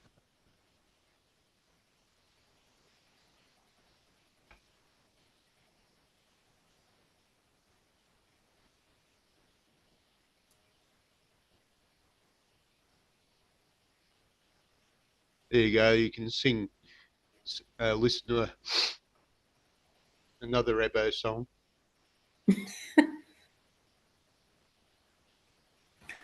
What's it called? Song So I of just realized. Oh, I just realized Midnight Oil is an Australian rock band. So Yeah. Well, maybe, who else would be singing about Ebos? yeah, it's exactly what they're preaching about. Uh, Aboriginal land rights. Oh, okay. There's another impassioned song that was quite a big hit, but it's American, Cherokee Nation. Have you heard of that one? David must have heard of it. That's quite a big hit back in the 60s. Wait, oh, okay. John replied, "That's exactly what the band's shouting out about." Aboriginal land rights. They're a very preachy and boring land. Their singer is Peter Garrett, and I saw them live back in the 1980s. He later on became the ALP minister. What's ALP? Oh, the Australian Labor Party. He became a minister in the Australian. At the moment, he's heading the inquiry into the MSO. What's MSO? I don't know. I don't really keep up with modern events, current events that well.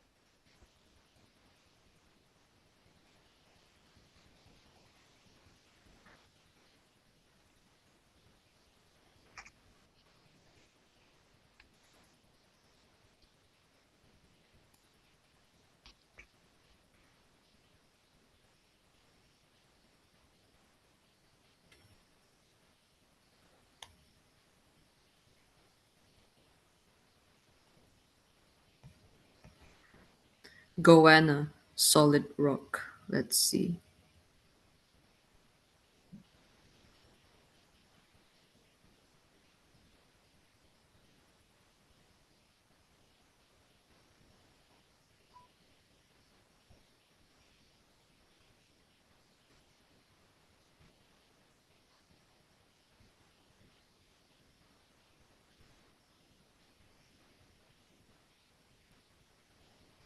I mean, can you imagine like in my case, I'm already like a foreigner in a way in my own home country, and I come to Australia as a foreigner, and then suddenly like the government's like telling me, So you're "Oh, A you Jew. gotta."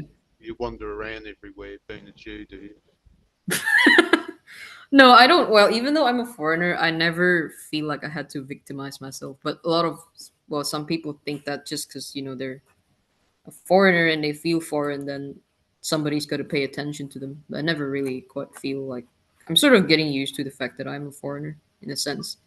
And no matter where I go or which club or community I go to a certain extent, I will still feel a bit left out, I guess. But yeah, it's just the fact that I come here and then suddenly my university or even the schools are trying to tell me like that wherever you go you have to think about the Aboriginal people and There you go. There's another one. There's an American one. Cherokee people by Paul Revere and the Raiders. what's Cherokee? That's an Indian tribe, quite a famous one. Oh, I have no idea about anything related to Indians, American Indians. Okay. Oh, they Native They have their names as well. I just realized that. they lived. Native American. Oh, Native American. Yeah, sorry. I know. Yeah, I didn't mean to. Yeah, but I know that there's a I better think way it of was saying more that. the American South. They lived close to the 13 colonies, We were never really and in. they were sort of pushed out. Yeah, yeah. And of course, one of the problems was that they had adapted to the white man's values, but they were still driven out. They had sort of adopted the white man's rules of life. So their lifestyle was more like that of West Virginians, but they were West still Virginia. pushed out. They were still People still wanted their land. So yeah, there's another protest song you can listen to. It's funny that you actually mentioned Jews earlier because I read an article once, and this person who wrote the article said that Chinese people are in a way similar to the Jews. Like they're good at making money, and they come from a certain kind of culture with separate morality. But wherever they go, they spread rapidly in numbers. But wherever they go, they never really belong in that place.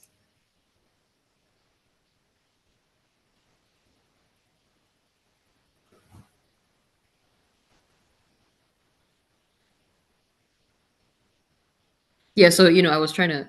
The reason why I mentioned like me being a foreigner was because it's just it's just strange like how suddenly it's sort of become the trend now that wherever I go, the government or the schools are trying to the teachers are trying to tell me that you have to acknowledge country and just pay respect, and whatever land you're stepping on, you're part of a different Aboriginal country that so it's like, oh, I don't really know much about Aboriginal people, and now I have to sort of be a bit invested in this whole, this whole thing about acknowledging them.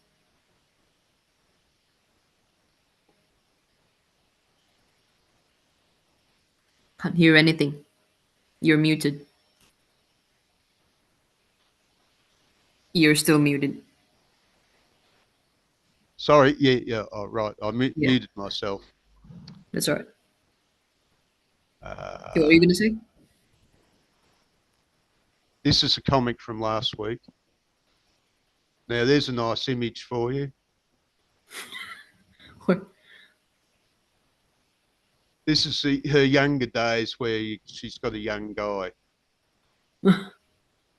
Oh, okay. A rock Maybe star. that's why I liked you. You and the boys in the band do more mincing and dress in drag on stage better than any fruits I've ever seen at What any the- bar. Wait, what comic is this? This is the one we did last week.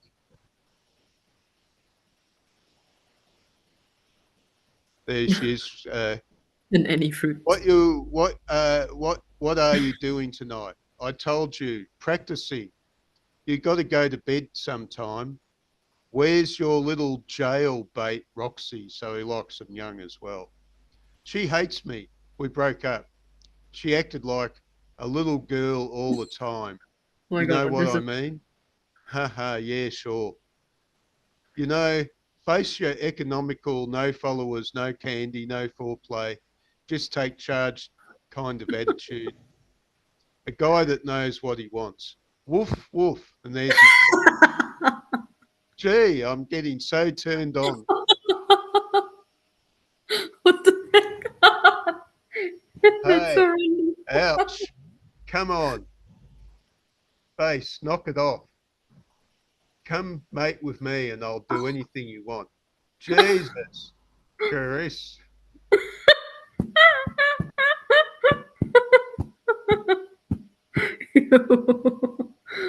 The drawing There is he so creepy. I goes don't know why. into It looks cube like art form. I was it saying looks there, Dave disoriented. should have sent this comic to Phil and he could have joined the meeting and told us all about cube art. It looks like Salvador. So if you look at Salvador Dali paintings, it just looks random and disoriented in a way. Like all these shapes. Oh wait, no, is it Salvador Dali or Picasso? Yeah, there's a particular like artist who Yeah, does well, the that's a similar art sort of style. cubic, bit influenced by cubic Yeah, art. cute. Yeah, yeah. Huff, huff. I'm glad I got to give you a good screwing before you walk into that den of dykes. And she got sick of him and threw him out of the house. And stay away. She's doing comics,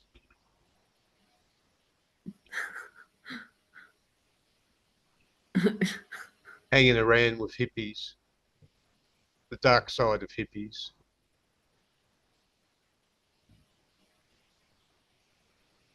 Yeah, I think that's Picasso actually. It's not Salvador Dali. That's what his paintings look like. Sort of diagonal, like So did I miss a bit where she was back at school? There's a bit pertinent to what David said. So if I can find that bit. Mass denial. Oh, you found it, did you? Mass denial. Which page is it on?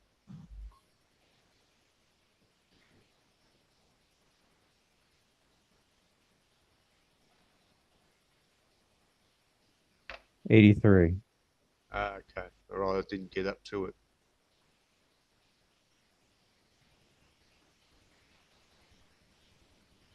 What you were talking about wasn't exactly mass denial. Mass denial. The first time I observed MD was when I was in the 7th grade during the test. The kid next to me looked up and screamed. Then he continued doing his test as if nothing had happened. Yeah! And nobody else paid any attention. it's a nice No scream. one looked up. No one said anything. I kept trying to eyeball the teacher, but he He too seemed unaffected. Did he heard that? Did he did? Doesn't he care? Why is everyone acting like it didn't even happen? I'm scared. How about the classic example in high school of a girl's tampon leaks and she walks around all day. Does anyone tell her? No way. What did you just say to Kimberly? I just told her she'd soiled her skirt. Gulp. You what? The one and only time I wanted to be nice to a Yeech cheerleader. I was in this co-ed modern dance class when we paired up with a partner for these stretch exercises. And just at the most critical point, I cut a big one. No fooling. A really big one. A big fart. And you guessed it. No reaction at all, even from my partner. What a gentleman. It was all I could do to keep from laughing. So I just tried to act like a lady, snort. Recently, I was standing in line waiting to buy some groceries. There was this girl with her tit hanging out for 15 minutes. She stood there unnoticed. I don't know about you, but this is unusual even in California. Look how the public's gotten so used to crazy homeless folks. This is a comic from about 1990. Me, I stop and listen. I can't help it. Hey, some of these people aren't crazy. One guy's saying the CIA gave me LSD and I can't die. Could be. LSD. This human behavior has worked in my favor, though I had to get my driver's license renewed. It took several hours. And while I was taking my test, three little black kids sitting by policemen kept laughing and pointing my way. It was only after I finished and I got to my car, I realized a big thermos hemostat. What's a hemostat? I don't know. Was sticking out of my back pocket with a huge roach stuck on it the whole time I was getting my renewal. I guess the cops aren't immune to mass denial. Phew. Oh no. So there you go, David. Were That's you experiencing a case of mass denial? that's not exactly correct. Not exactly.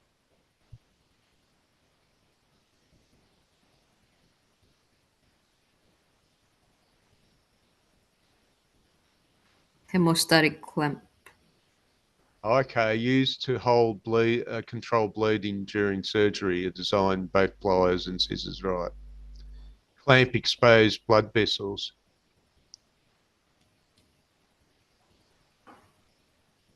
That's what happened in Black Hawk Down. Do you ever see that film, No, David? no, Never saw Black Hawk Down? no. It's actually for a modern film, and I mean, a lot of the modern films get to be crap, even when they got big budgets. But Black Hawk Down was a good film. It came out about 20 years ago, and there was a case where a guy he got wounded, and I think there was an artery in his leg that they were trying to clamp, but then it sort of recessed up his body, and they couldn't grab it, so he bled to death.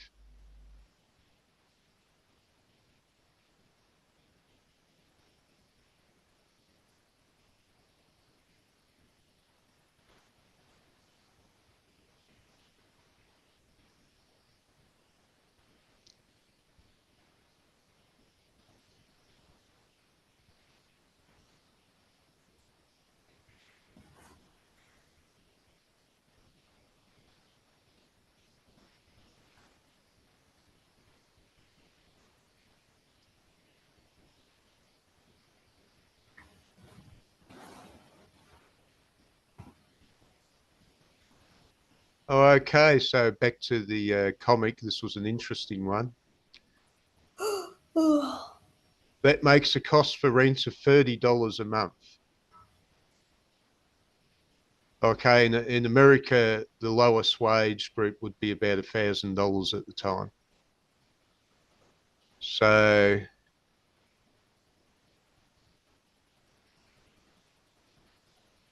$30, how much is that a year? $300 a year. So only a third of the lowest wage was enough for an apartment in Paris at the time. Both of us, breakfast cost us both 2 francs and a half. So about a quarter for breakfast.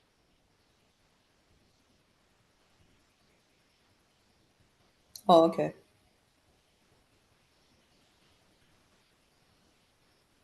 Soups cost 60 centimeters and fish is $1.20. So the meals cost us both. So a meal for one person, a breakfast for one person they bought was about a franc. So that's about an American currency, getting down to a dime. And the meals you could buy, meat meals, whatever. Right, okay, meals are roast beef, veal cutlet, lamb, mutton, thick steak served with potatoes prepared only as the French can cook them. These cost 2.5 francs, about a quarter. Desserts are 75 centimeters, so less than a franc. Some as much as a franc. Salad is half a franc. Red wine is half a franc, and beers around about half a franc. My wife and I have an excellent meal there, equaling cooking a quantity of food for the best restaurants for 50 cents a piece.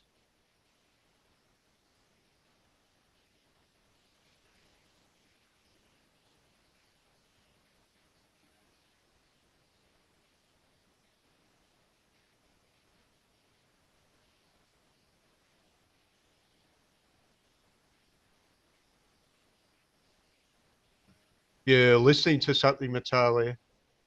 No, Oh, I heard I think that's David. I think, is that you, oh, David? Yeah, I think he was editing a video of you, maybe, because he live streamed the meeting. okay. There's a couple of girls that they went to hotels that were too expensive, and then they found how they could get accommodation at a much cheaper price. I see. Okay, so they're enjoying the Paris nightlife of naked negresses. I think there was an American black woman who became quite popular on the European scene. Trying to remember her name, I can't remember her name. So, what do you reckon? Yeah, I could do the 1920s. What do you reckon? Yeah, I could sort of push a button and say, yeah, just put me back in the 1920s with $1,000 to live in Paris for a year. Oh my gosh. The emperor of the ice cream. Okay. We're But getting you, this arty stuff, which makes no sense. but But it'll be okay, a, here's some more arty stuff. It's an interesting but it, illustration. but you have quite a busy life though, and some of those would be a bit pretentious. So there's a thing with like upper class, middle class people, like you have to put up a front most of the time. But like if you're a blue collar worker, then I think a lot of chances like you're more, yeah, you just have a different persona. You're talking about me. No, I mean I'm just imagining, not you, but like I don't know, like people that I've observed so far in around Melbourne. Like I don't know about like people in 1920s, but like the upper class people, like they're. I don't know. I don't. Yeah. It's just like a There's an generalization. illustration of pixies. Yeah, you like Tinkerbell when you were a kid, didn't you? Yeah, it's porn for kids.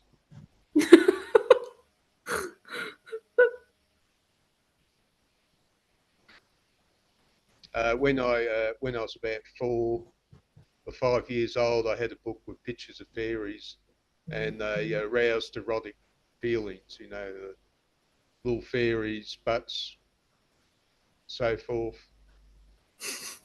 Sindada, Herman Hesse. Herman Hesse is a famous figure. So here he's meeting the Buddha. Sinhada walked through the grove, lost in thought. Then he happened to meet Gultama, the Exalted One. And then he greeted him with respect, and the Buddha's glance was so full of kindness and calm. The young man summoned his courage and asked the Venerable One for permission to talk to him. Silently, the Exalted One nodded his approval. Yesterday, O Exalted One, I had been privileged to hear your wondrous teachings. Together with my friend, I had come from afar to hear your teachings. And now my friend is going to stay with your people. He has taken his refuge with you. But I will again start on my pilgrimage. As you please, the Venerable One spoke politely. Too bold is my speech, but I do not want to leave Exalted One without having honestly told him my thoughts. Does it please the Venerable One to listen to me for one moment longer, silently? The Buddha nodded his approval. One thing, O most Venerable One, I've admired in your teachings most of all. Everything in your teachings is perfectly clear, is proven. You are presenting the world as a perfect chain of links, which are cause and effects. Never before has this been seen so clearly. But according to your very own teachings, this unity of all things is nevertheless broken in one place. You, you've heard the teachings, O son of a Brahmin, and good for you that you thought about this deeply. Right, so, okay, yeah, the first pain is still a bit more. Through a small gap, this world of unity is invaded by something alien, by something new, something which had not been there before and which cannot be demonstrated or proven. These are your teachings of overcoming the world of salvation. Please forgive me for expressing this objection. Okay, the Buddha replies, you've heard the teachings, O son of a Brahmin. Good for you that you thought about it thus deeply. You found a gap in it, an error. You should think about this further and be warned of the thicket of opinions and arguing about words. There is nothing to opinions, but the teachings you've heard from me are no opinion. Their goal is salvation from suffering. This is what Gautama teaches, nothing else. So what do you think of that one? Um, it's a bit poetic, I guess.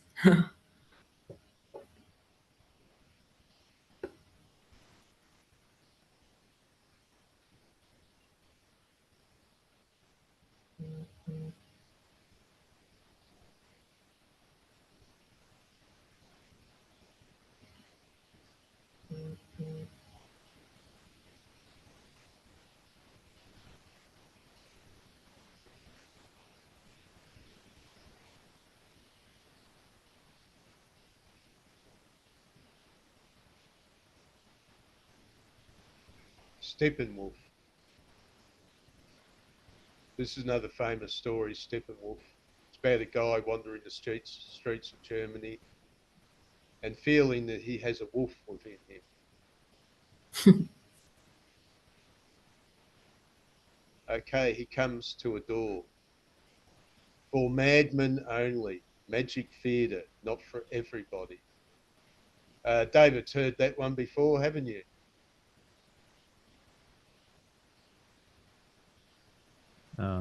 Maybe. You haven't done any Herman Hesse? I've read Siddhartha. Yeah, speaking about Abos, I knew this half Abo guy and I used to hang with him. He was into all this fruity stuff like Herman Hesse. This was his favourite book, Steppenwolf. And he just kept on reciting it. Magic theatre, not for everybody, for madmen only. They made a film of this. I don't know if it's as good as the book. Oh, well, Lady Chatterley's Lover, D.H. Lawrence. Because her husband was injured in World War One, she sought her affections elsewhere. Okay, there she's in bed with the gardener.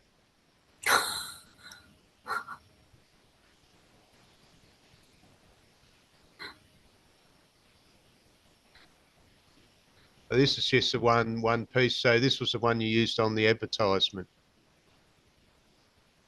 Didn't know you were paying attention. Once a bitch, Yes, I am. a bitch, what I say.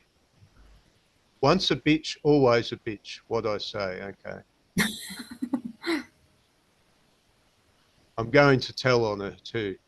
I could smell it. Crying caddy. Oh, this one I didn't really follow. I suppose there was something significant in it, but it's a little bit obscure. I'd have to follow it up very carefully, I think.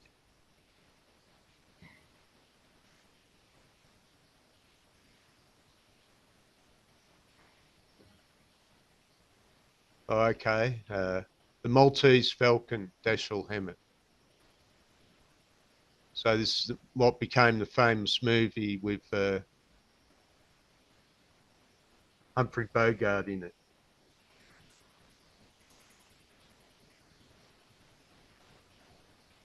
So he's set up by this woman he falls for. She's murdered his partner, and even though he's attracted to her, he hands her into the police.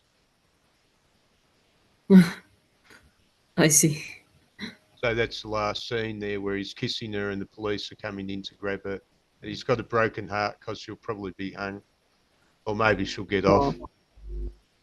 Brave New World. That's just the one image.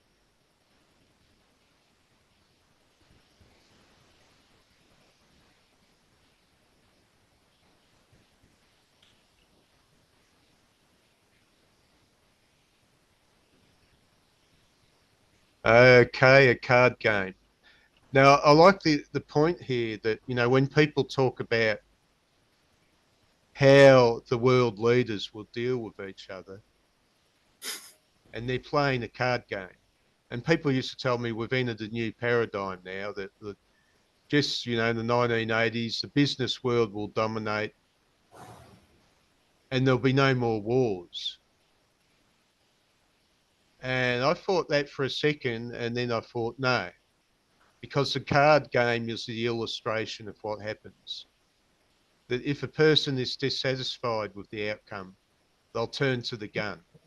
So, you know, they start shooting each other. And it's always been the nature of the world. So there's people that think that they're in the middle of a period of relative peace. Uh, Fail to realise that at the end of it, they'll turn to guns when they're dissatisfied with the outcome. Hmm. Well, the illustrations in this one look a bit interesting. Strange fruit. Okay, it's about lynchings of black men. Nausea. Okay, Robert Crumb's version of Nausea, which annoyingly is in French. So I didn't really follow it.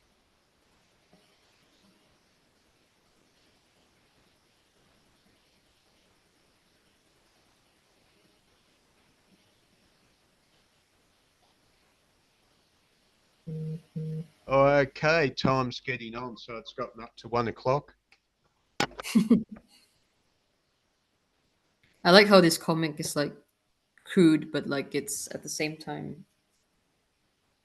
a bit poetic. Much like life. Yeah. Well, How's your cat been, David? Uh, she's all right. I mean, she's getting kind of elderly, but Oh, how old is your cat now? well, gosh, I think she was 9 when I got her, and it's been about 9 years since I had her. So Oh, okay.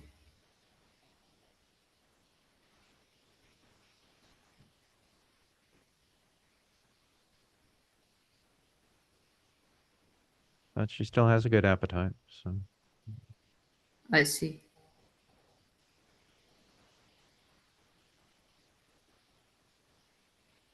feed her organ meats, chicken hearts.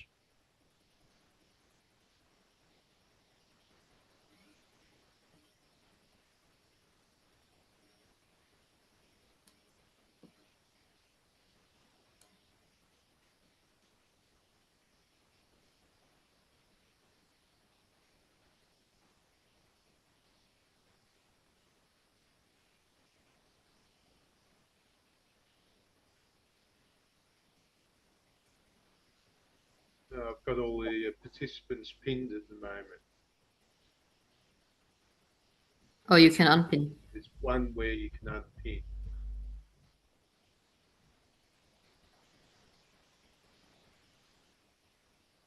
So yeah, well, they keep on changing the controls. Have you noticed that, David? What on Meetup? On the Zoom, they make adjustments to it. You might be on a different platform. I'm on Ubuntu, Linux.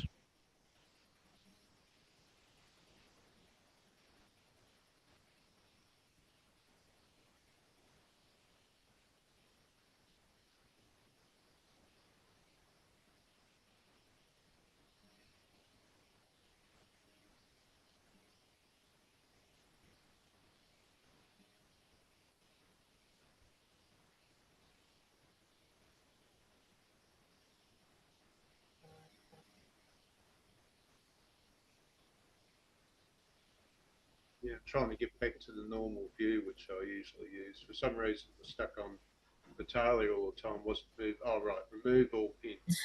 Stuck with Battalion.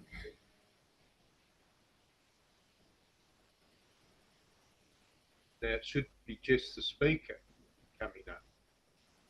And, oh, right. I'm too far away. Okay, from the microphone. Yeah.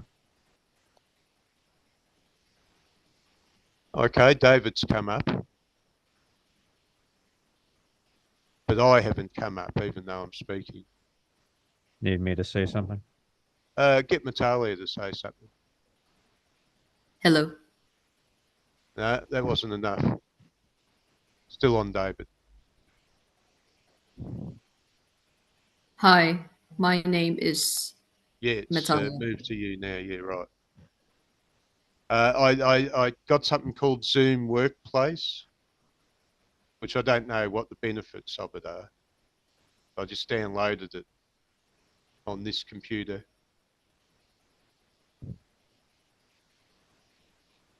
Hmm.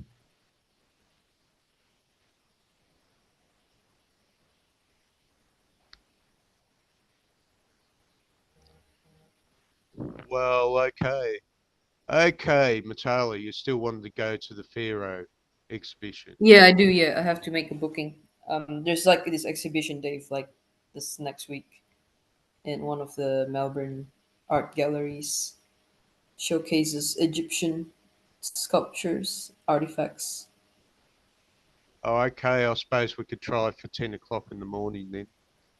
And you Okay. get there because that'll be the time of day where there's the least people. Okay.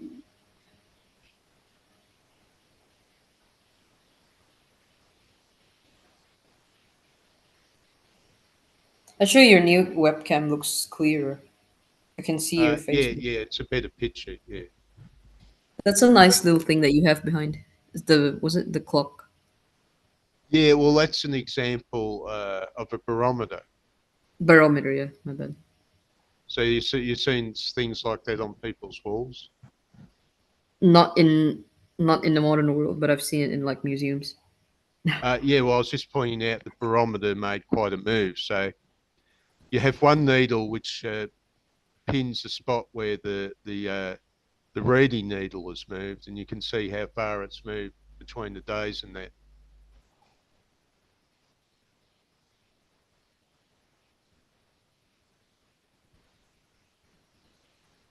Oh, okay.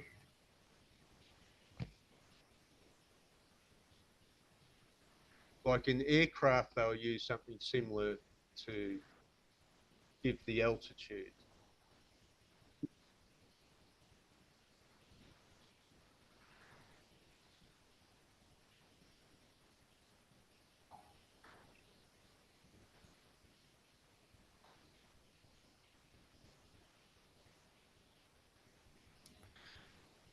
Okay,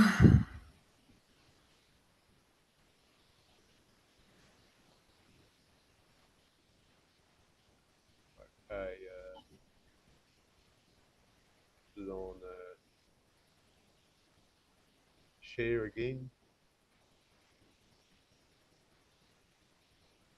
Okay, there's a barometer. So that's measuring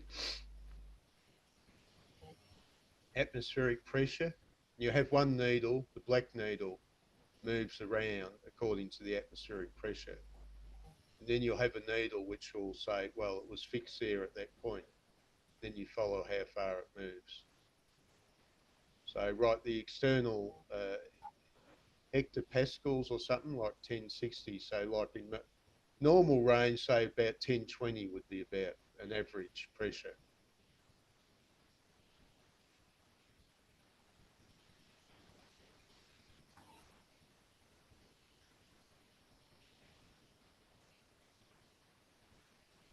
Well, okay, time to go, I think. I'll catch you all next time. Thanks, Dave. Okay, catch you soon. Okay, Catch guys. you next week, Dave. Sure. Bye.